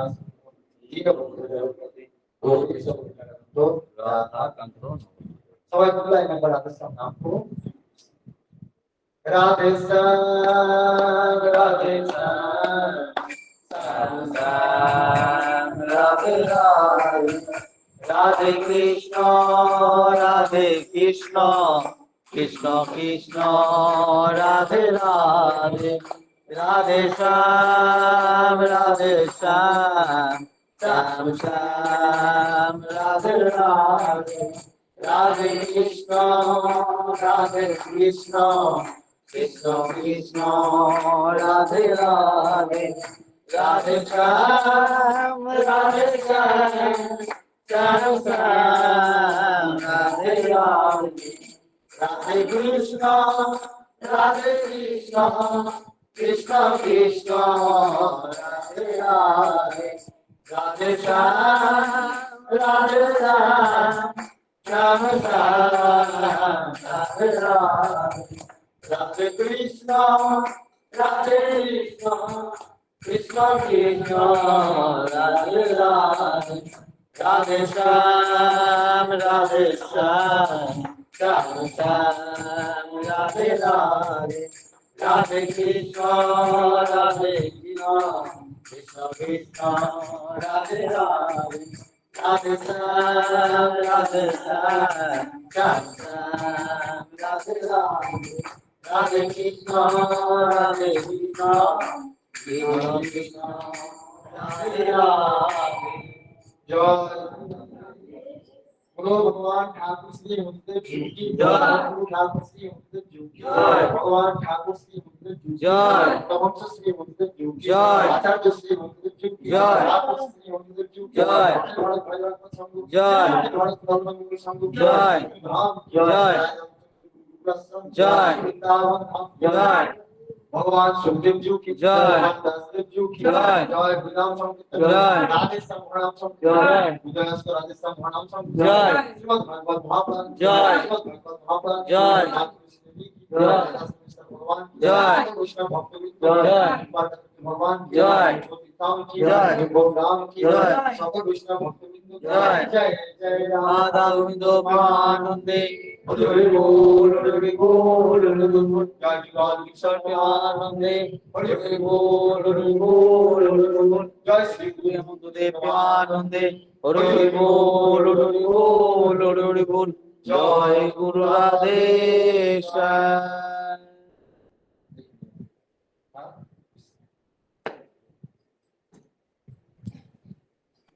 জয় গুরু রাধেশ,